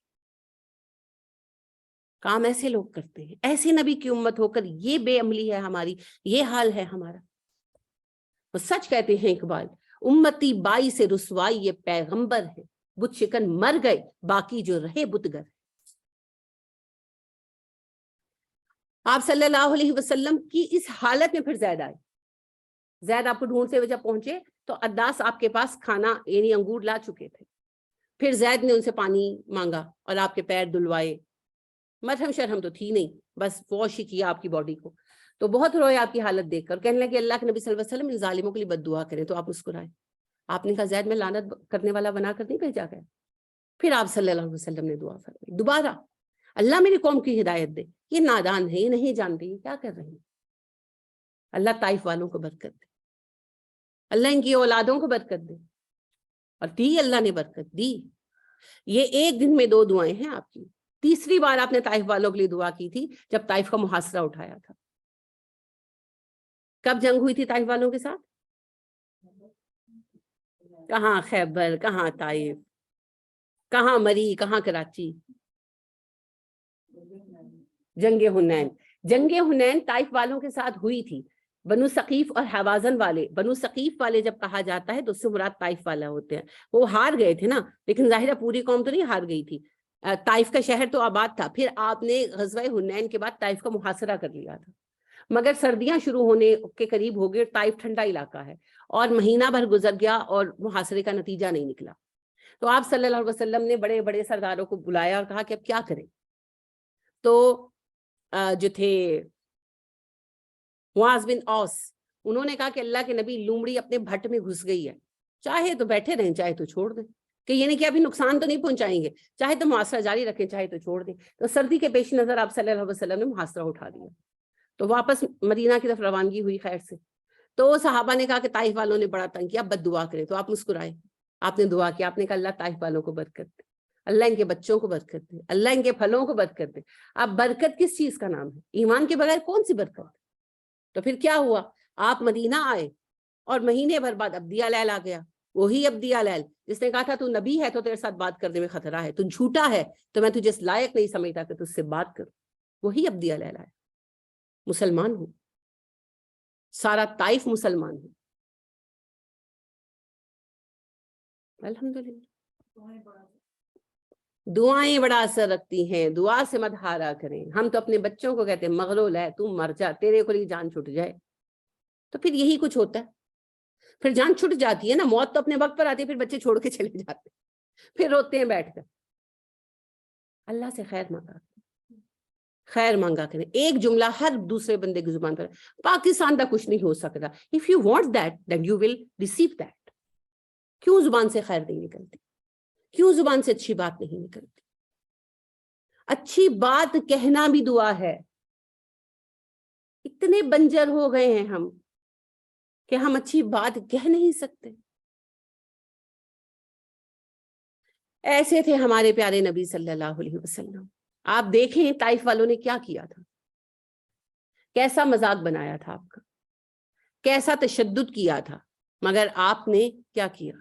ہمارے گھر والے کیا کر لیتے ہیں ہمارے ساتھ. میں یہ نہیں کہتی کہ زیادتی نہیں ہوتی، ہوتی ہے زیادتی. کہیں ہم زیادتی کرنے والے ہوں گے، کہیں سہنے والے ہوں گے. اللہ ہمیں سہنے والوں میں رکھے، کرنے والوں میں نہ رکھے. لیکن بات یہ ہے کہ کیا کر لیتے ہیں. کوئی تھوڑے پیسے مار لیتے ہیں، یہی کچھ ہوتا ہے نا. کوئی چیز لے لیتے ہیں زیادہ، کوئی کام چور ہوتا ہے ہمارے اوپر کام ڈال دیتا ہے اپنا. ایسے ہی ہوتا ہے نا. کسی کی زبان تیز ہوتی ہے، وہ دو سنا دیتا ہے. اس سے زیادہ کیا کر لیں گے؟ کوئی مارتا ہے، اب تو وہ زمانے گئے، پہلے پھر بھی ہو جاتا تھا. کوئی مارتا ہے فزیکلی، کوئی ٹارچر کرتا ہے، کوئی تھپڑ لگاتا ہے، سوائے چند ایک جاہلوں کو نکال کر نارملی کون کسی کو کچھ کہتا ہے. تو ہم میں اتنا بھی صبر نہیں ہے. تو وَاصْبِرْ عَلَىٰ مَا يَقُولُونَ وَاهْجُرْهُمْ حَجْرًا جَمِيلًا. جو وہ کہتے ہیں اس پر صبر کریں اور تھوڑا سا سائڈ پر ہو جائیں، خوبصورتی کے ساتھ. سیف ڈسٹینس کر لیں بٹ وتھ بیوٹی. خوبصورتی کے ساتھ، جھگڑا کر کے نہیں، نائسلی تھوڑا سا سائڈ پر ہو جائیں. تو سب سے پہلے شکر کریں، پھر اس کے بعد صبر کریں. اور صبر نہیں، صبر جمیل. تو جمیل کو نہیں نہ چھوڑنا، جمیل صاحب کو پکڑنا. ہم صبر بھی رو رو کے کرتے ہیں. ابھی پرسوں ایک بہن آئی تو آنکھیں سوجی ہوئی تھی. میں نے کہا آپ کی آنکھیں سوجی ہوئی ہیں؟ کہتی میں بڑا روئی. میں نے کہا کیوں؟ ٹانگوں میں درد تھا. میں نے کہا کتنا درد تھا؟ بہت درد تھا. میں نے کہا آپ گولی کھا لیتی. کہتی میں روتے روتے روتے روتے سو جاتی ہوں اور میں بہت صبر کرتی ہوں. میں نے کہا یہ دو متضاد باتیں، یا صبر کرو یا واویلا کرو. اگر آپ روتے رہتے ہو تو صبر نہیں ہے، اور اگر آپ صبر کرتے ہو تو رونا کس بات کا ہے.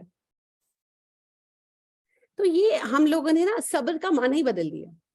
کوس لیا، رو لیا، تیرے پاس رو لیا، میرے پاس رو لیا، اس کے بعد میں صبر کرتی ہوں. نہیں، صبر یہ تھوڑی ہے.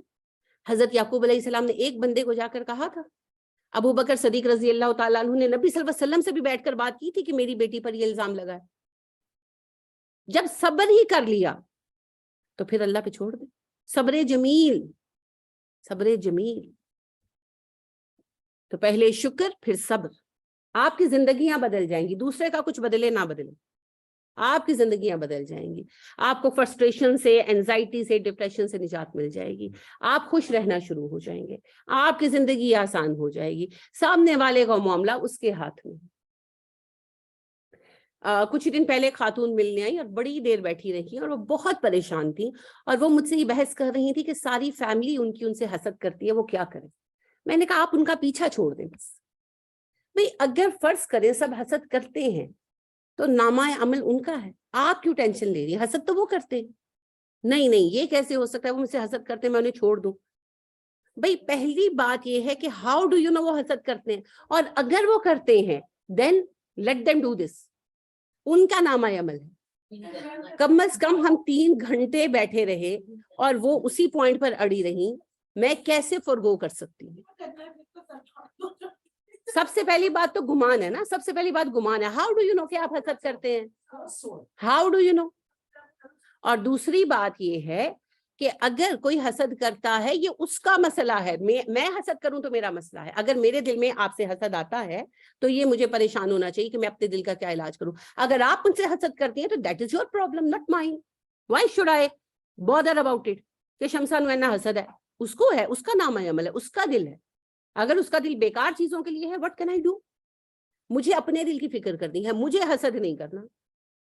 और कितनी अफसोस की बात है, मैं अल्लाह को छोड़कर एक बंदे को पूज रही हूं, यानी उसको अपने ऊपर सवार कर रखा है। मैंने आपसे पहले भी कहा था, दोस्तों को हम दिल में जगह देते हैं और दुश्मनों को हम आसाब पर सवार कर लेते हैं। They are on our nerves, लिहाजा हम हर वक्त ऐसे रहते हैं। मत रहे, अल्लाह के सपुर्द कर दे, लीव देम, बिल्कुल टेंशन ना लें और सिर्फ अल्लाह के साथ तवक्कल वाबस्ता करें। अगर आजमाइश आ जाए तो खुश हो जाएं, शुक्र अदा करें और खुशी खुशी अपनी आजमाइश में से गुजरें, कोई परेशानी की बात नहीं। अल्लाह बेहतरीन अंजाम देने वाले। तो बदकिस्मती ये है कि हम लोग जो हैं इन चीजों पर अमल नहीं करते। इंसान का सफर आदम अलैहिस्सलाम की अजमत से शुरू होकर हमारी आज तक की गिरावट पर पहुंचा है। इस गिरावट की अजमत की एक ही शक्ल है जी, तौहीद। ये एक सजदा जिसे तू गिरा समझता है, 1000 सजदों से देता है आदमी को निजात। लेकिन गिरावट की बहुत सारी शक्लें हैं, शिर्क, रियाकारी, दीन से इज्तिनाब करना, ये मुख्तलिफ शक्लें हैं। इस पर बहस शायद हासिल होगी, ये मौजू कल यहीं से चलेगा इंशाअल्लाह। इंसान का अहसन तकवीम का दर्जा क्या है और असफल साफिलीन की गिरावट क्या है, यहीं से कल बात करेंगे इंशाअल्लाह। सुब्हानक अल्लाहुम्मा व बिहम्दिका व नशहदु अल्ला इलाहा इल्ला अंता व नस्तगफिरुका व नतूबु इलैक। अच्छा, एक बात ये है कि कल हम इसे मुकम्मल करेंगे, परसों सूरह कदर होगी और सूरह कदर के साथ बीच की एक सूरत हम स्किप कर देंगे, बाद में देखेंगे। और सूरह कदर के साथ हम रमजान के फजाइल पर बात करेंगे। गोया के इस्तकबाल रमजान की क्लास होगी। आप एडिशनल लोगों को इनवाइट करें, बेशक फिजिकल बेशक ऑनलाइन। जुमेरात